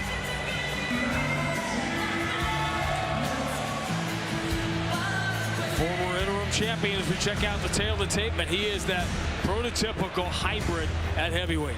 He is the prototypical hybrid at 238 pounds, but take a look at 6'1" to 6'8", but not that much. 75 to 79, a 4-inch reach advantage for Steve Mowry. To Michael C. Williams. Live on Showtime, Bellator. Bellator MMA now presents the co-main event of the evening, 3 5-minute rounds in the heavyweight division. And now, first introducing the blue corner. At 6'8", weighing in 249.8 pounds, ranked at number 5. The undefeated professional brings 10 victories, no defeats. Ladies and gentlemen, tall Steve Mowry. And across the cage, his adversary fighting out of the red corner. At 6'1", weighing in 238.2 pounds. As a professional, 11 wins, just 2 losses. Introducing the number 1 ranked Valentin Moldavsky. In charge, your referee Kevin McDonald.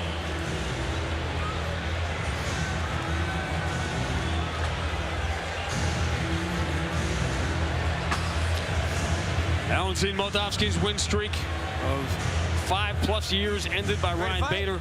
Steve Mowry has yet to taste defeat.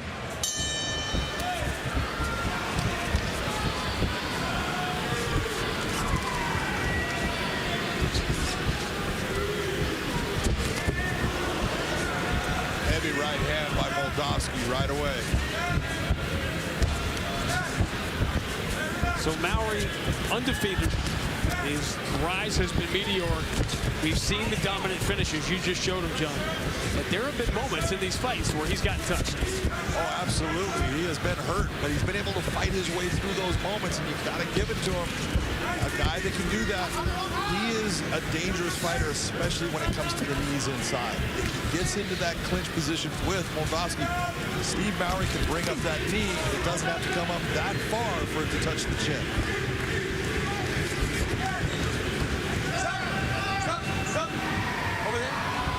Right over here by the door for me. Over here. Finger in the eye. Hey, not in your corner. Go over here for me. Turn around, take a look. How you feeling? All right. Give me a little bit of time. I'll come back, all right?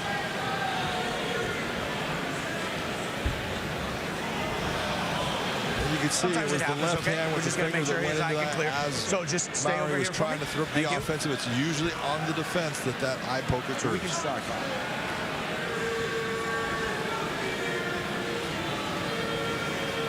You have to be so careful in this decision. The fighter usually wants to jump right back in. Has it been your experience? Let me ask it more as a lawyer. Has it been your experience that fighters tend to go back a little sooner than they need to?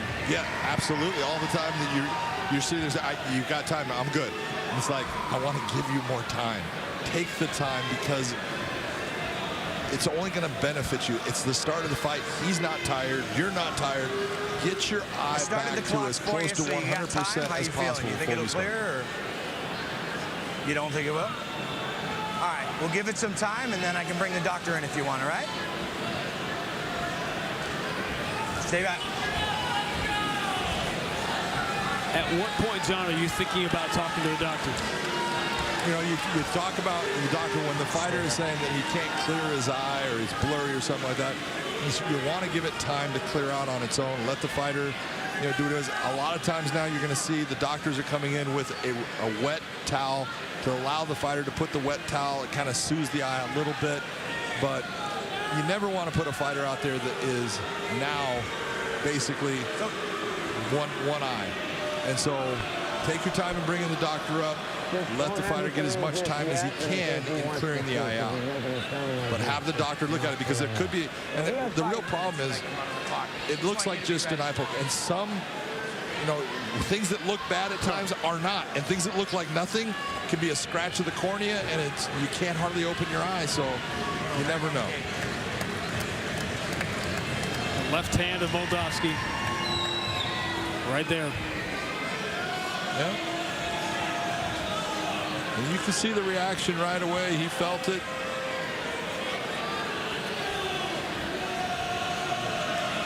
About halfway through the 5 minutes, when that clock, and I'm using air quotes, reaches 5 minutes, What's the next move? Well, if it reaches 5 minutes, the fight is over. You cannot go past that 5 minute and restart the fight. That's the way the rules read. Would you like to see the doctor? You want to try it, and what you see, Kevin is asking him right now. Okay. You want me to have the doctor come in? All right. So what you're seeing is Steve Maury is saying he can't see, and as soon as he tells the doctor that, that is going to be the end. Yeah, it is, and that's what he's saying to him.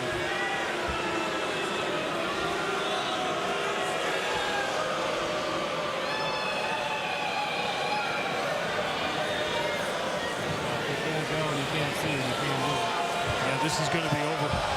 That's it. You could see the way he reacted when the light went in his eye.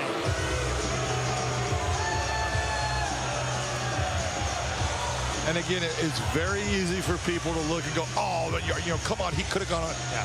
You don't know if the cornea is scratched. If it is, it's very difficult to even open the eye at that time and to see anything. So until you walk a mile in their shoes and try to see through their eyes. Yeah, and you just got to say, hey, I believe you, Steve. You're in a position where you can't see. Don't continue on in the fight.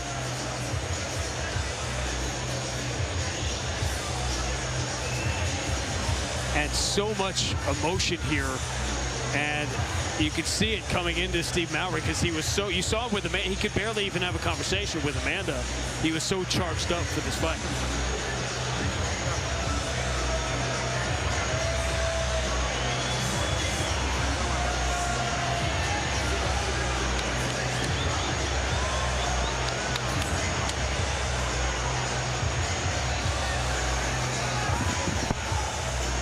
Right now, you know, everyone's going to be a little bit disappointed with the outcome of this fight, but this is part of what happens in MMA. Unfortunately, we have to have open gloves based upon the grappling arts and the use of the hands.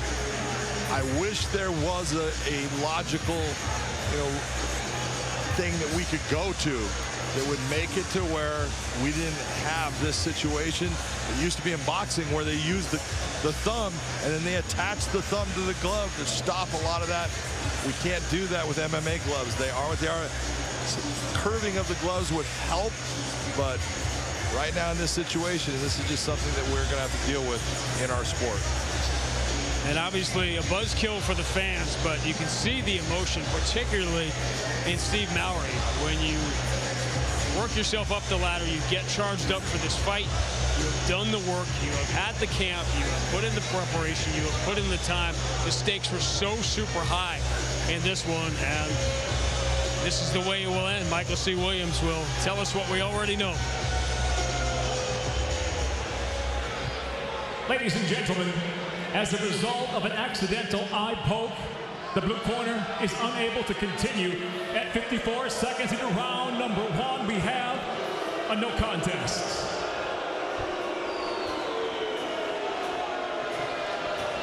So the question will be, do you run it back between these two, or do you head in a different direction now towards the top of this heavyweight division?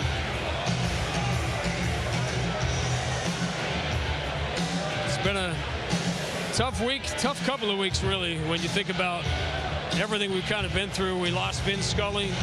We lost Bill Russell, two of the all-time greats. Bill Russell, the greatest winner in the history of pro sports.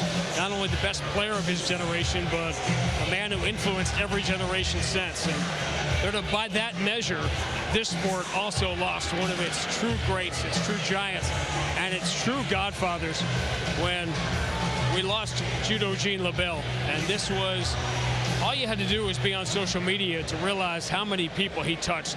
And think about the life that Gene LaBelle had. He sparred with Sugar Ray Robinson.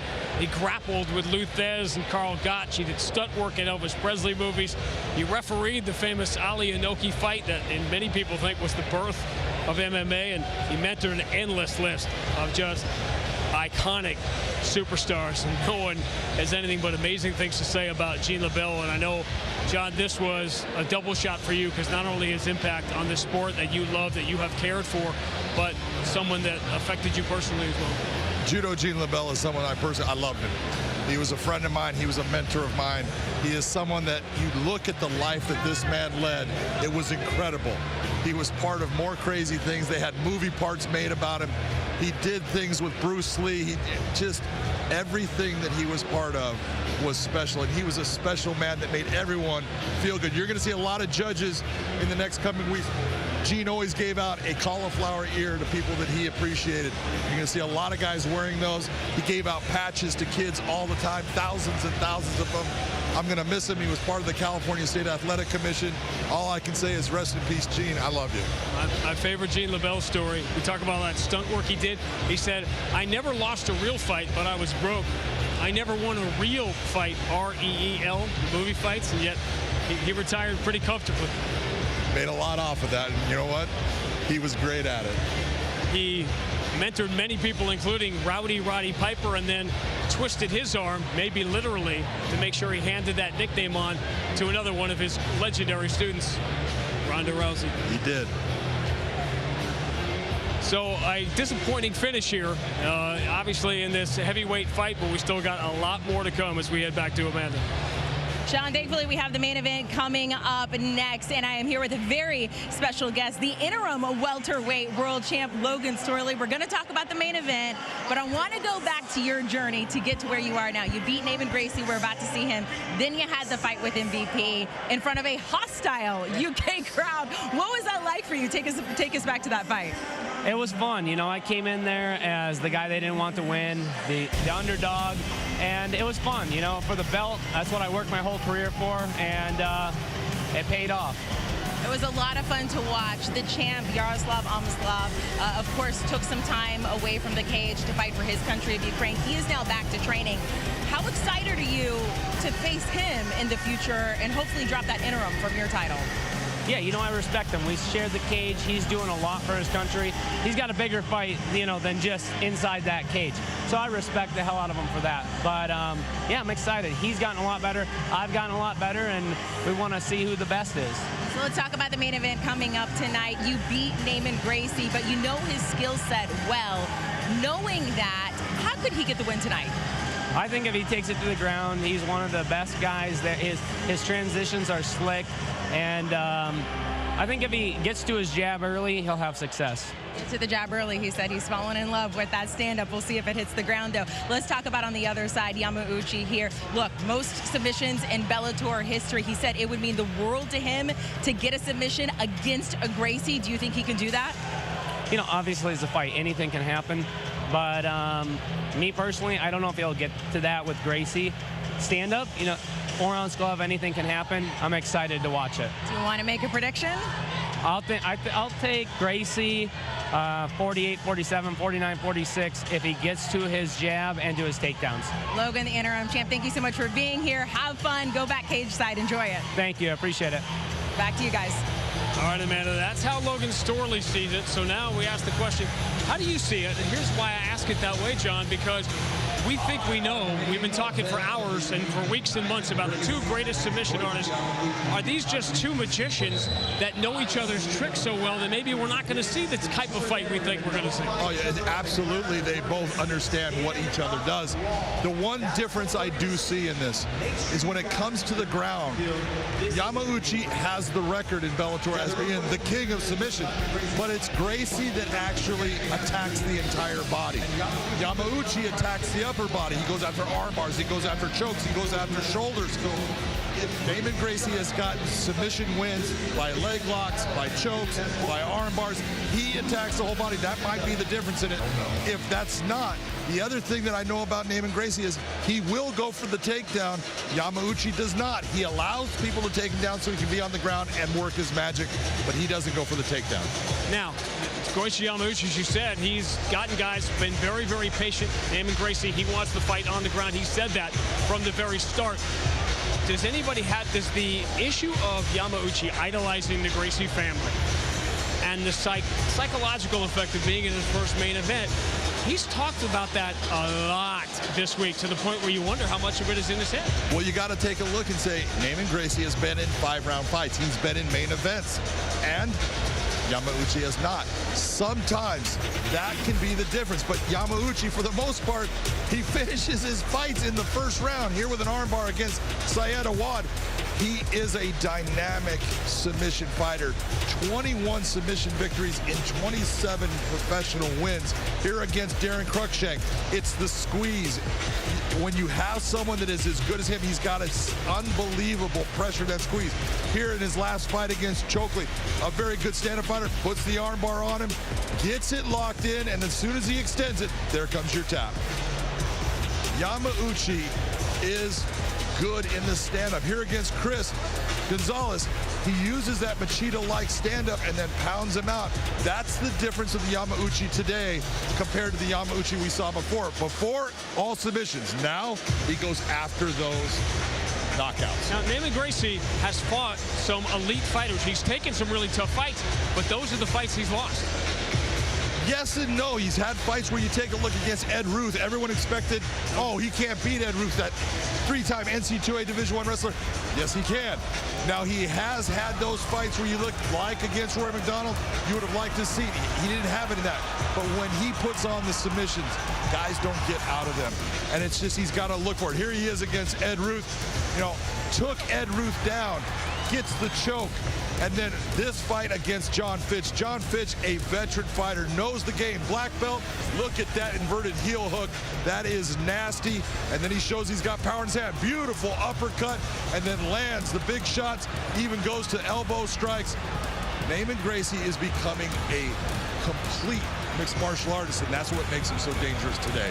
It is a fascinating matchup, both in the cage and in the mind of Goichi Yamauchi. And tonight, he tries to write a new book, a new chapter in a book that was written by the family he's going head-to-head with. Jiu-Jitsu is life for me. I see Jiu-Jitsu everywhere. And I think that myself, without Jiu-Jitsu, I wouldn't be nothing. There it is, Naaman Gracie wins again via submission. Gracie's legacy. Naaman Gracie representing the first family of Brazilian Jiu-Jitsu.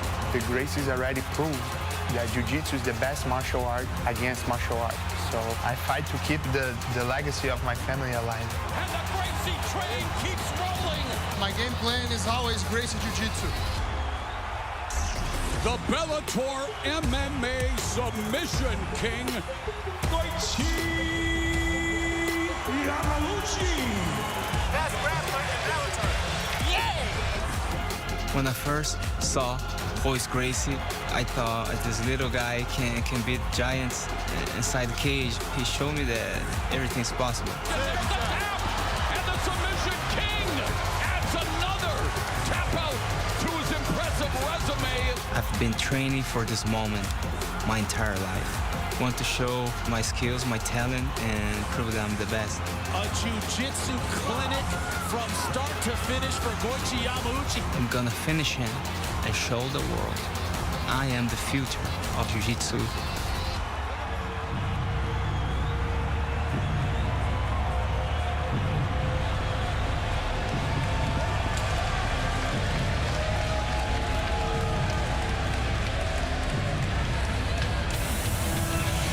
Set now to make his way to the cage, Goichi Yamauchi.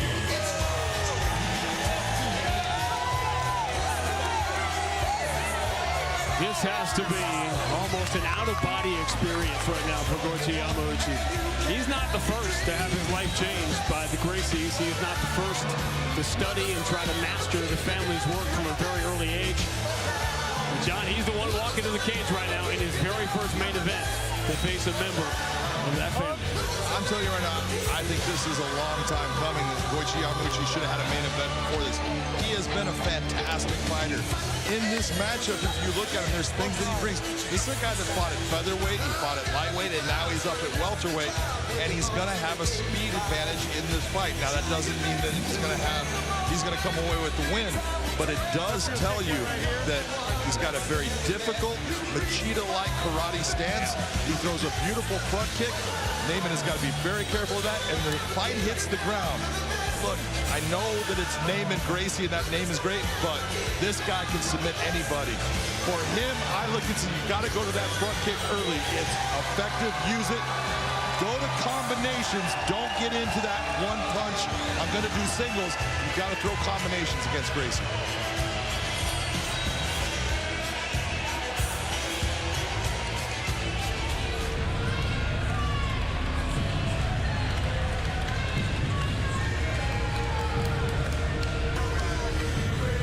And now, Neymar, the Lion, Gracie.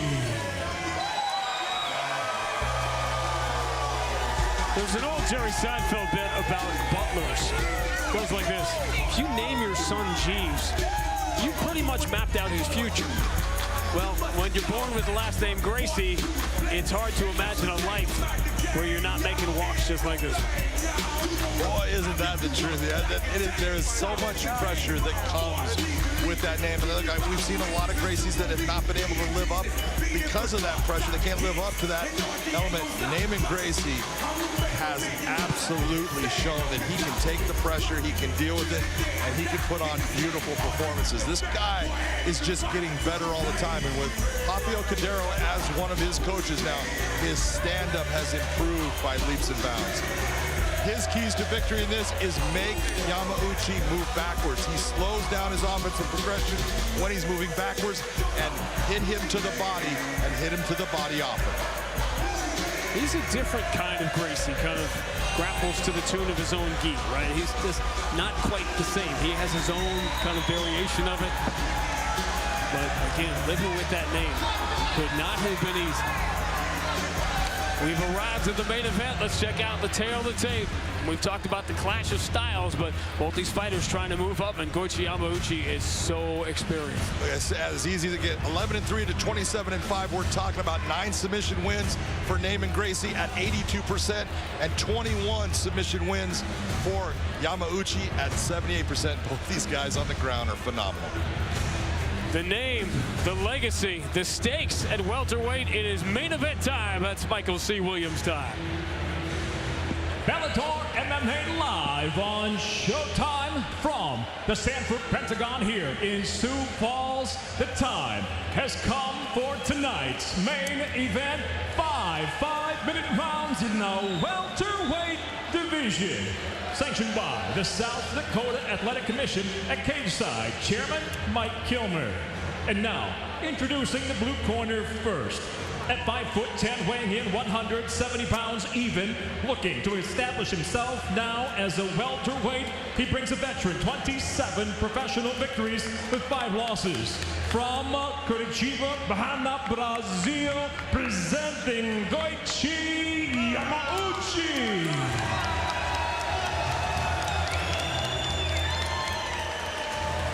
And across the cage, his adversary, fighting out of the red corner.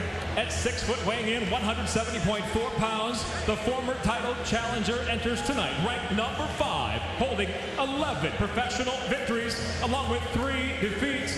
From Rio de Janeiro, Brazil, introducing Neymar, the Lion, Gracie. The referee in charge, Jason Herzog. Fighters, we've gone over the rules in the back. There were no questions from you, blue. There were no questions from you, red. You've already touched gloves. Come out ready to fight. 3 losses for Naaman Gracie against Logan Storley, Jason Jackson, Rory McDonald. Wrestling was a factor in all 3 of them. Does Goichi Yamauchi have that kind of game? Ralph, are you ready? Will this be the clinic we think it's going to be, or are these 2 guys about to surprise us? And the other element, John, 5 rounds. Absolutely, huge difference in that. Like I said before, Naaman has been there in the past. It is an unknown for Yamauchi. 3 times Naaman Gracie's been in a 5-round fight. This is the first in this first main event for Goichi Yamauchi. Professional fight number 33.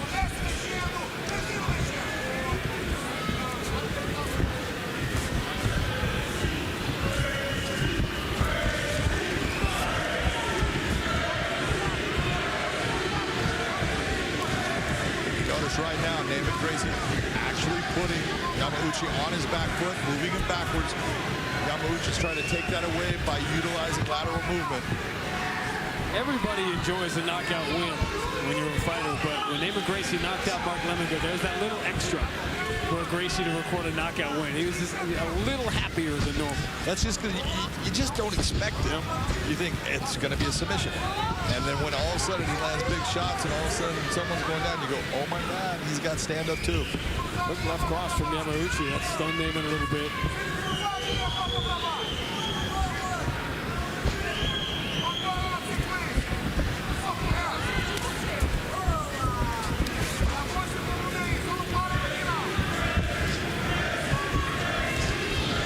All the conversation before the fight about what's going to happen when these two guys get on the ground. Well, got to get there first.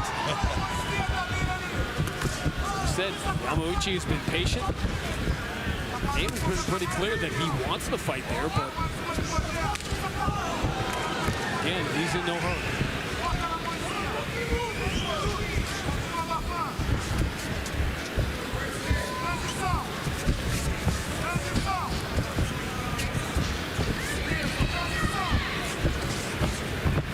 Yamauchi at this point has been much more offensive and successful with that offense being in the southpaw position. You just saw it, paid off there, and Yamauchi, yep, the right got through.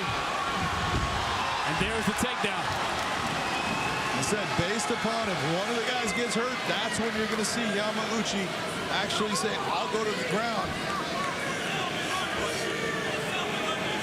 And he's recently retired again. Legendary Ric Flair used to say, now we go to school. This is what everybody wanted to see. That left hand has been money, be it in the southpaw position or from the orthodox for Yamauchi. He's been able to land that left hand, and that's where he has his power. And that was a jab that put Gracie down.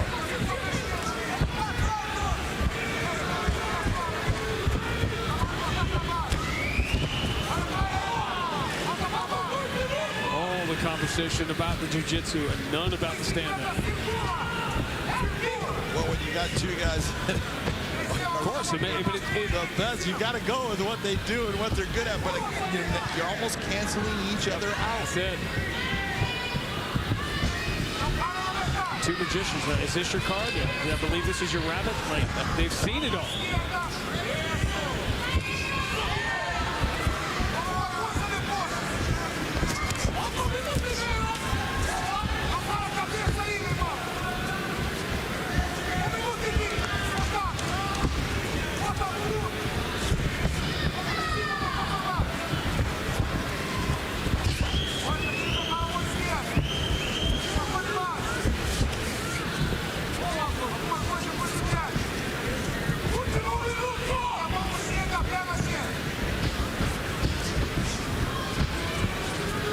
Taking the worst of it here.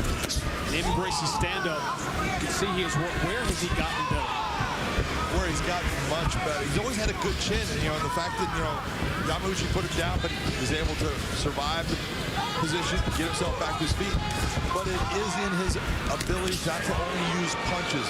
He's gotten better with his kicks, and he brings, especially when he gets into that clinching range, he brings elbows, and he brings him good angles that end up hurting his opponent. So this stand-up has improved by leaps and bounds during his time here in Bellator. When he came to Bellator, he was nothing more than a jiu-jitsu fighter. Now he's a complete mixed martial artist. Half-hearted attempt by Gracie on the level change. Half-hearted swing with the right hand. A very strong opening round for Goichi Yamauchi.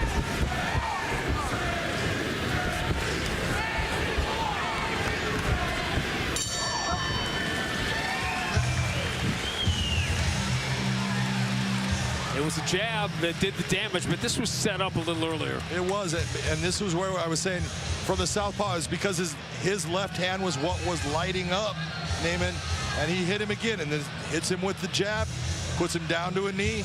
That's a clean jab. Neiman was able to survive it and stuff, but took some other shots in here, and you saw Yamauchi then going to the takedown and the trip.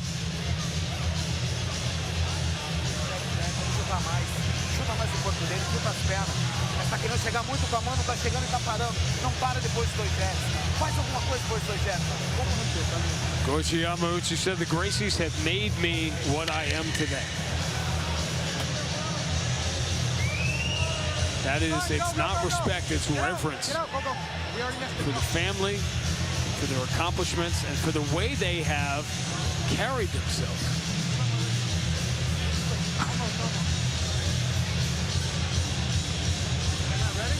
Ready? Fight!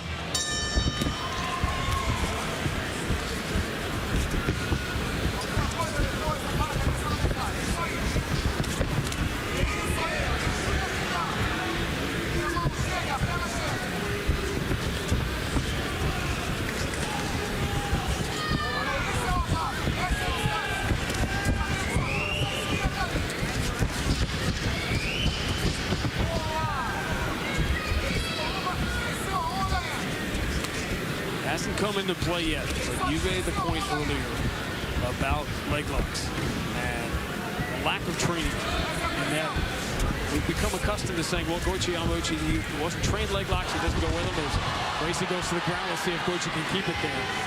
But the point that I think people miss is that if you're not training them, you're also not training defending them. That's exactly it. That's the whole point, is when you're not being that guy that's learning how to do these techniques and do them from a variety of positions and everything, you're also not working on your defense against them, where Gracie has worked at being a very good leg lock specialist. Yamauchi, in his jiu-jitsu path, has been more of the traditional upper body.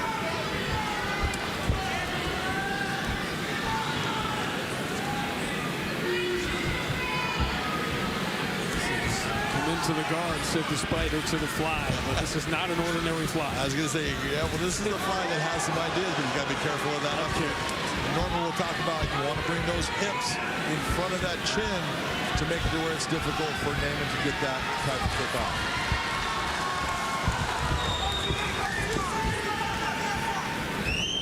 One of the problems that I've seen for Naaman in the stand-up, like I said, with the southpaw, Yamauchi keeps on getting, look at the foot position, and he keeps on getting that foot to the outside of Naaman Gracie's, meaning he's winning that position and that's allowing him to land that straight left or that kick. Goichi Yamauchi has been much more efficient, much more straight ahead with the stand-up on the line. As he let Naaman Gracie get up, it kind of made me wonder. I know Elias doesn't keep stats like that. How many fighters Goichi Yamauchi has just voluntarily let get up from the ground? Not a whole lot.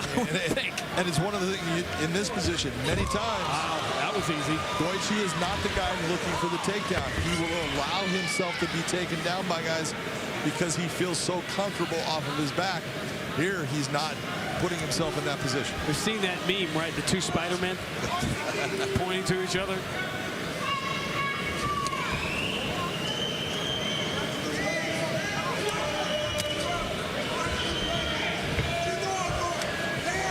That's twice.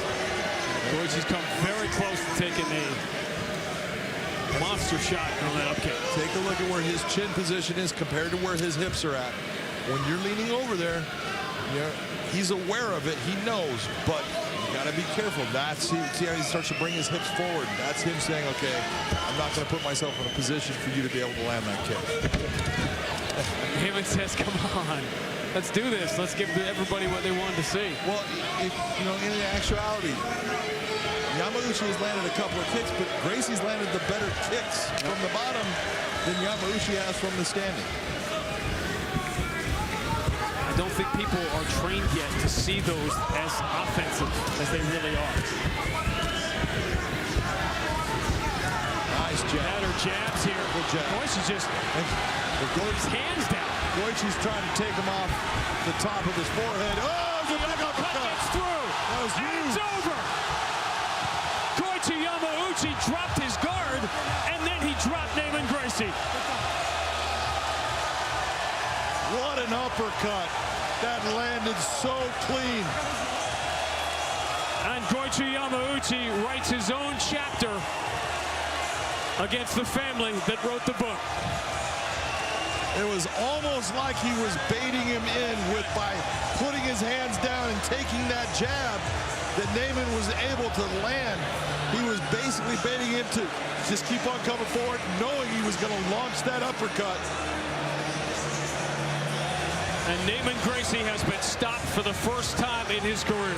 Take a look. Watch what Goichi does. He gets hit here a couple times, and then look at the forehead. He keeps on dipping his forehead down, trying to go ahead. Come on, bring that to me. Bring that to me. And watch when Naaman extends out. Watch the uppercut. Bang, bang, right on the button. John, Goichi Yamauchi had no fear or respect for the jab of Naaman Gracie, and that's what set this up. No, not at all, boy. And he set that uppercut up. He knew exactly what he was looking for. He waited as Gracie started to come in a little bit hot. Boom. And it ends just the way everyone thought, right? By a second round knockout. The latest example of how none of us know what we think we know. What we do know is that Goichi Yamauchi has scored the win of his career and made a monster statement in his life, in this sport, and certainly in the welterweight division. And there was no way we weren't going to see a great show of respect at the finish. 32 professional fights for Goichi Yamauchi. He had 2 wins by knockout. 14 professional fights for Naaman Gracie. He had never been stopped. So naturally, it's a second round knockout after Goichi Yamauchi dominated the stand-up in the first round. This moment with Goichi and Renzo Gracie, you can only imagine the words he is speaking to him, and to win the respect of the fans and his place in Bellator means a lot, but nothing compared to the respect of the family he has revered that Goichi Yamauchi has won here tonight. To Michael C. Williams. Ladies and gentlemen, in tonight's main event, it comes to an end. 3 minutes, 58 seconds into round number 2. The winner by knockout, Goichi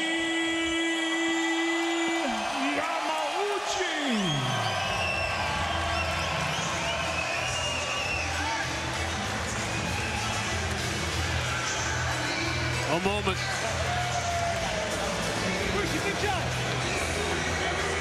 And now another, as Goichi Yamauchi stands victorious with Big John McCarthy. I'm here with your winner, Goichi Yamauchi. You said this was going to be a stand-up battle. You said we're both too good on the ground. I'm going to make this a stand-up fight. You were able to make it a stand-up fight throughout. But I thought it was your switching from southpaw to orthodox, and especially your southpaw stance, that gave him some problems. Yeah, we try to be not, like unidimensional fighter. So I think this is one of my styles in changing southpaw to orthodox, and thank God I could get this knockout. I'm very happy. This is, like I said before in the interviews, this is very meaningful, not just because of my first main event, but fighting against a Gracie. Naaman is a hell of a fighter, one of the best fighters and grapplers in the world, in the history. So I have no words to describe this moment. Let's talk about the moment before you landed that knockout shot, because he was hitting you. He started to come with a lot of steam towards you. You actually started putting your hands down and dipping your forehead, saying, go ahead, bring it, bring it. Were you setting up knowing you were going to bring that uppercut? Yeah, in the competition, I used to be very defensive fighter, but this time I Triple G style, big drama show. I like it. I do it in my sparring sessions, and that's what I did today. I like to do it. You just took out a top 5 fighter in the welterweight division. You're going to be in that position in the rankings. Who is it that you should be facing in this cage the next time you step in here? Well, everybody that they're above me in the rankings, I'm sure these guys are watching today. So one of these guys is what I don't want to fight. I don't want, I just fought Naaman, and I want to fight these guys, all those guys. to still climb up to the rankings and being a title contender and then welterweight world champion. This is my destiny. It sounds good. Congratulations on a huge win. Beautiful knockout win. Ladies and gentlemen, put your hands together for Goichi Yamauchi. A young man who looked up at pictures of the Gracies on his wall, and tonight he puts one on his wall. With a landmark victory for Goichi Yamauchi, beating Damon Gracie in the main event. A fight he has waited for, a moment he has waited for his entire career. September 23rd, Bellator returns to Dublin, Ireland, the land of saints, scholars, and brawlers. Peter, the showstopper, Queeley returns to bring the house down in the main event against veteran Benson Henderson. A clash of titans looms between KO King Melvin Manoff and the soldier of God, Yoel Romero. Undefeated, Kieran Clark represents the new generation of Irish studs in a bout versus George Sasu. Plus, two battles of top featherweight contenders, Mads Burnell and Pedro Carvalho. Liam Mccourt takes on Diana Silva. The 5-fight main card starts September 23rd, live from Dublin.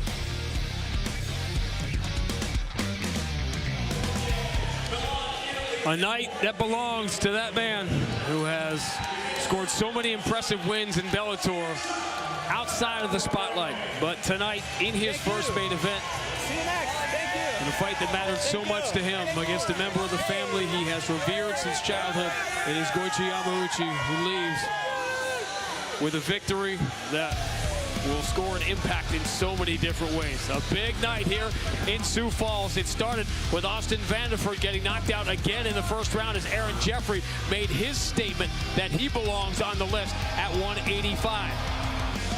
A lot of action in the heavyweight division tonight, shuffling that deck as Said Soma thought he had beaten Gokhan Sharachov, but a split decision, despite Soma controlling a lot of this fight along the cage. A split decision goes the way of Sarachev, and he now gets on the list at heavyweight. The drama continued tonight as the former champion Alima Leigh McFarland was in monster trouble in round number 3 against Bruna Ellen, looking for her signature win. But a fighter who has talked about maybe being at the end of the road decided not tonight. She turned the table, scored a come-from-behind win, and still has her eyes on becoming champion once again. But tonight was about Goichi Yamauchi, his lifelong adoration of the Gracie family. A fight everyone thought was going to be on the ground, instead ended up with only Damon Gracie on the ground. A dominant first-round stand-up for Goichi Yamauchi, and then drawing Damon Gracie in, he scored that uppercut to score the win of his life. For Amanda Guerra, Sean McCarthy, I'm Sean Grady. We will see you next time inside the Bellator cage that tonight belongs to Goichi Yamauchi.